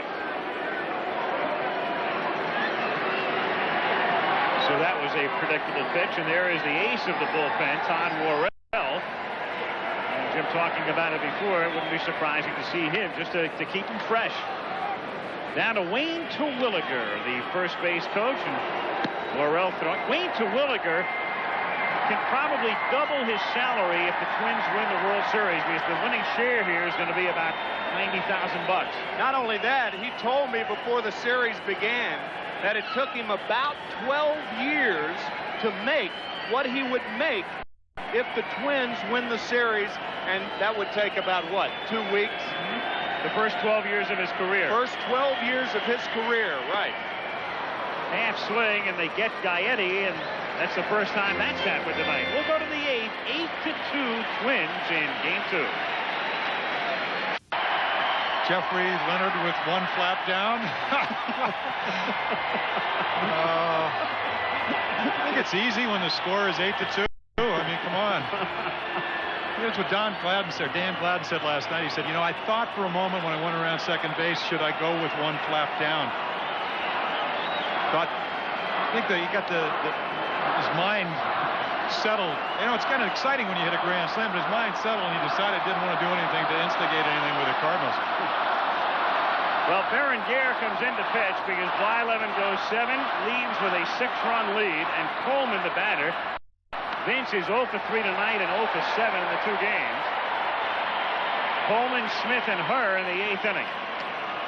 So Blyleven went 7 innings tonight. Whitey Herzog, his team in arrears by 6. Blyleven allowed 6 hits, and half of them came in succession to end the 7th inning.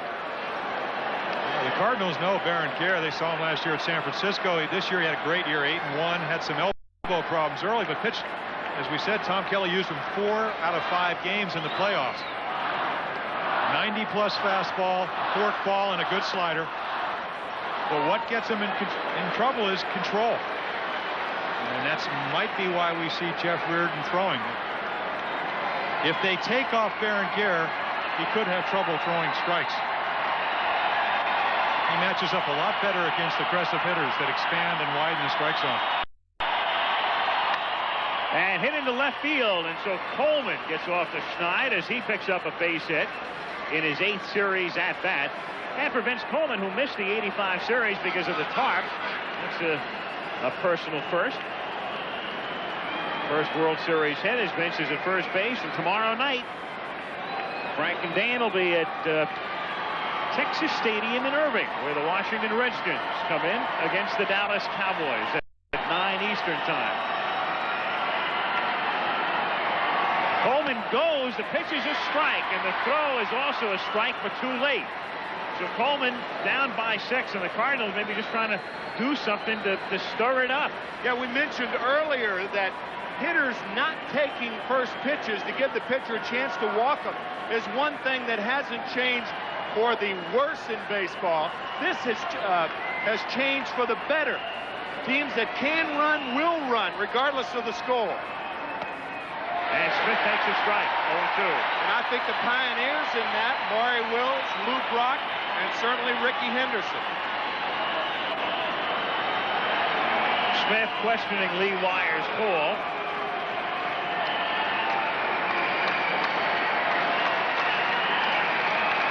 And Ozzie hits one to right field and deep. Bernansky goes back on the warning track and makes the catch. And Coleman will advance to 3rd. And if you sound a little excited when Ozzie hits a drive, it's because he went through the season without a home run. Also has not hit a left-handed home run since the playoffs in '85 off Tom Niedenfuhr.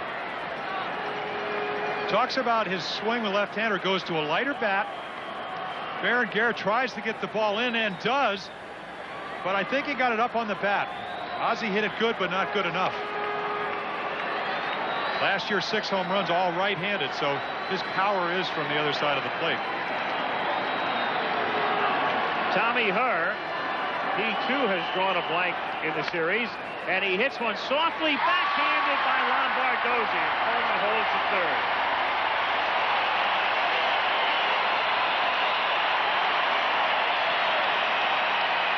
And the Twins are now 4 outs away from going 2-zip.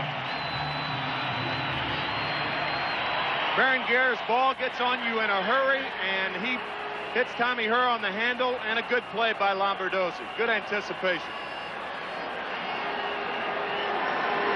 Dan Dreesen, hitless in 3 trips.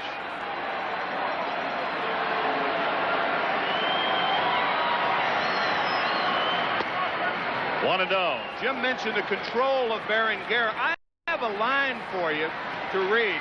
On June 2nd, Berenguer pitched 3 2/3 innings. He pitched 114 pitches. And Dreesen hits one to right field. Bernansky leaps up, and it's way over his head. Plays the carom, though, very well. Dreesen still has a double, and Coleman can trot in. And Coleman trotting in that time with 2 down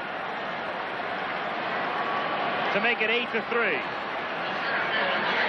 Well, doesn't matter how good a right fielder you are on this one. He makes a great effort, but the ball is too high off what you called last night, Timmy, the hefty bag out there. This is a fence they put up about 3 years ago. It used to be just a 7-foot fence. That would have been a home run. As it turns out, just a double. And the batter is McGee. And that line for Berenguer?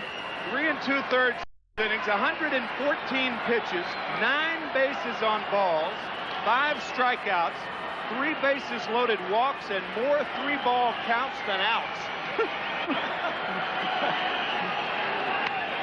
McGee pops it up.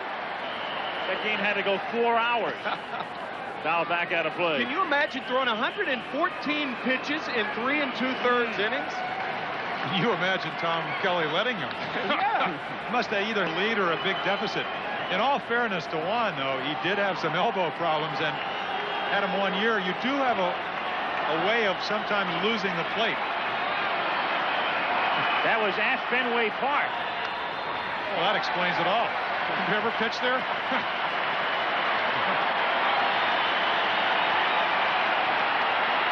You toe the rubber, look at the fence. The plate starts dancing.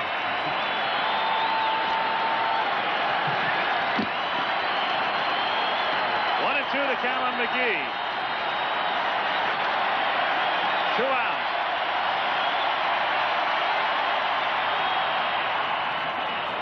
And 2-2.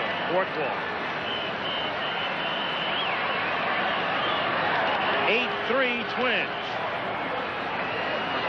Tuesday night, game 3 after the off day tomorrow.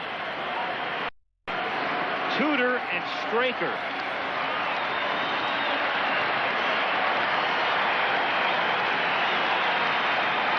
Carl Pohlad, the owner of the Twins, hopeful of another night of celebration, and it's still 2-2.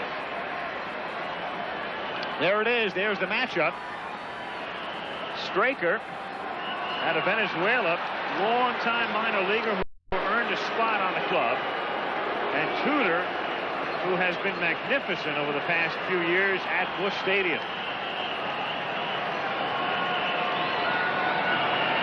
Don't let the 10 wins, even though it's 10-2, fool you. Broken leg for 3 months. Did not pitch a full season. Pitched the 1-0 game in the 6th game of the National League Championship Series. That's hit into left center field, and that's going to fall for a base hit. Dreesen comes in to score, and the Cardinals are sneaking up. It's now 8-4. So 2 runs off Berenguer, 2 down. And Terry Pendleton, the batter.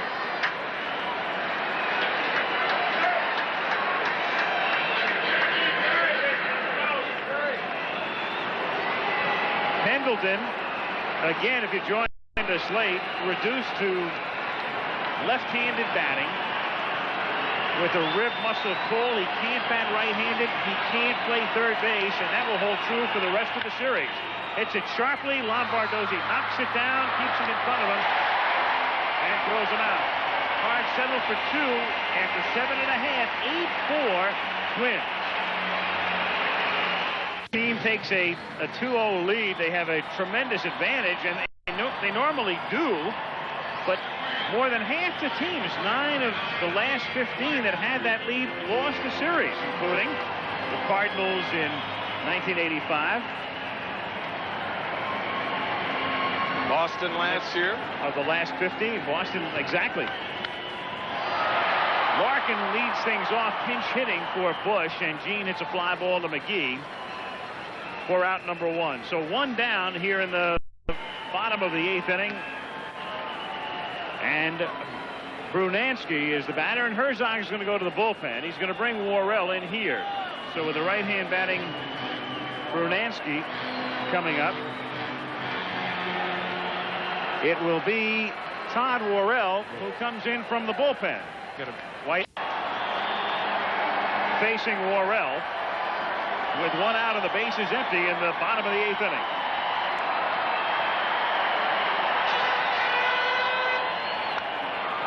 Sharply and scooped like a highlight player by Oquendo, and that's a play you'll only see in a Miami fronton.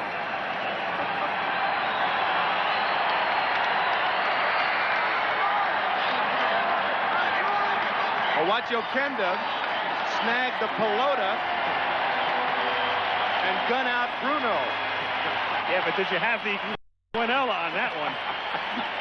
5-3. Your bet was down on Okendo and Dreesen. That's right. Go to the pay window. 2 down. And now it's Roy Smalley who comes up to pinch hit for Lombardozzi. The veteran of many teams and many years here lines one to the gap, and great cutoff by Coleman. Smalley on his way to second, and Herr was off the bag, too late for the tag.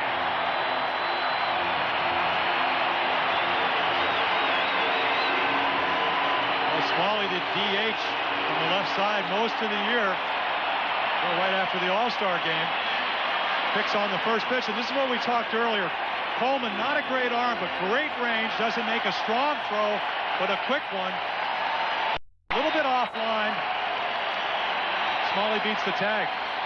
Boy, I'll tell you what, you got to have outfielders that play on AstroTurf like Coleman to cut those gaps. Otherwise, that's a double or a triple, a runner in scoring position. Turned out to be that anyway, but he saved some runs. And for Roy Smalley, who's been playing Major League Baseball since 1975, he finally gets into a World Series and promptly doubles.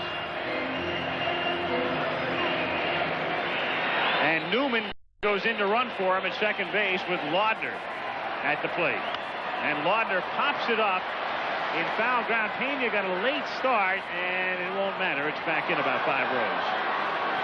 So there is Smalley with a double, and back to the bench would be Viola behind him, and Al Newman pinch running at second base. This telecast presented by authority of Major League Baseball and may not be reproduced or retransmitted in any form without the express written consent of Major League Baseball.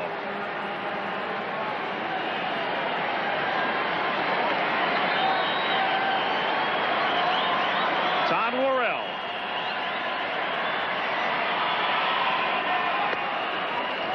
One and one. Only about 96 miles per hour. Pretty good slider. The big pitch that he's come up with, not that he uses it very much, is a changeup. Got a key strikeout on Will Clark. Very questionable whether the ball was a strike, except the umpire called it. But something you don't expect with that kind of fastball. 33 saves on the year. Pena has no clue where it is, and it winds up back out of play. 1-2. Not a whole lot of trickery with Worrell. Here it is. Hit it if you can. A lot of posturing. You get Newman in the game. You got Smalley at a bat. You let Worrell pitch to a hitter because it's so much different than pitching down in the bullpen, just throwing to maybe a guy standing up at home plate. So you posture for game 3. Well, Worrell in a completely different situation now than he was in game 6 in 1985. When he started that fateful 9th inning against the Kansas City Royals. And he was the man who thought he was on the bag as the toss got to him at first base on the ground ball by George Orta. Don Dinkinger had another idea. The next thing you know, Kansas City got 2 to win the game. And the next thing you know, it's 11-0 Royals on Sunday night. And the next thing you know, the victory celebration is in Kansas City. And the starting pitcher in game 6 for the Cardinals, Danny Cox. That's the speed gun cracking the pitch here. 1-2 outside. 2-2.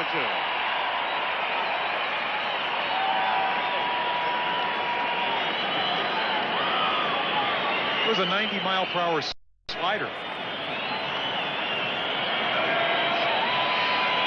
That's how you get 33 saves with that kind of stuff. Full count. Oh, that's one of the big reasons that Todd was made a reliever. AAA manager Jim Fregosi told Whitey Herzog that the second time through the order, he lost the 4 or 5 miles on the fastball. So Whitey suggested to Jim, who was the AAA manager at the time, make him a short man. He's the tallest short man in the major leagues. And sometime right fielder. Yeah. Whitey likes to make that switch if you watch the playoffs, and it's something he has done in the regular season. Not in this situation, of course, but in a close game with Worrell in there, and he wants to get one left-handed batter out. He's been bringing Ken Daly in. Worrell goes to right field. Then Daly comes out, and Worrell comes back in.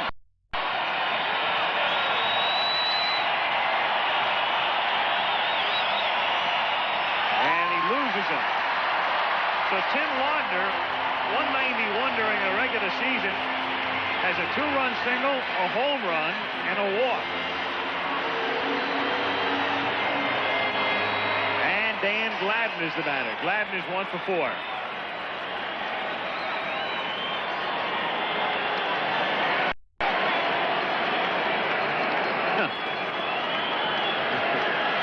He did last night with the bases loaded.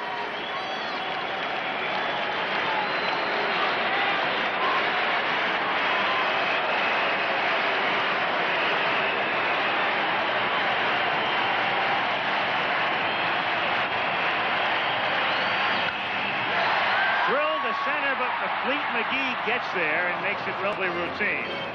They threaten but come up empty to the ninth with the Twins leading 8-4.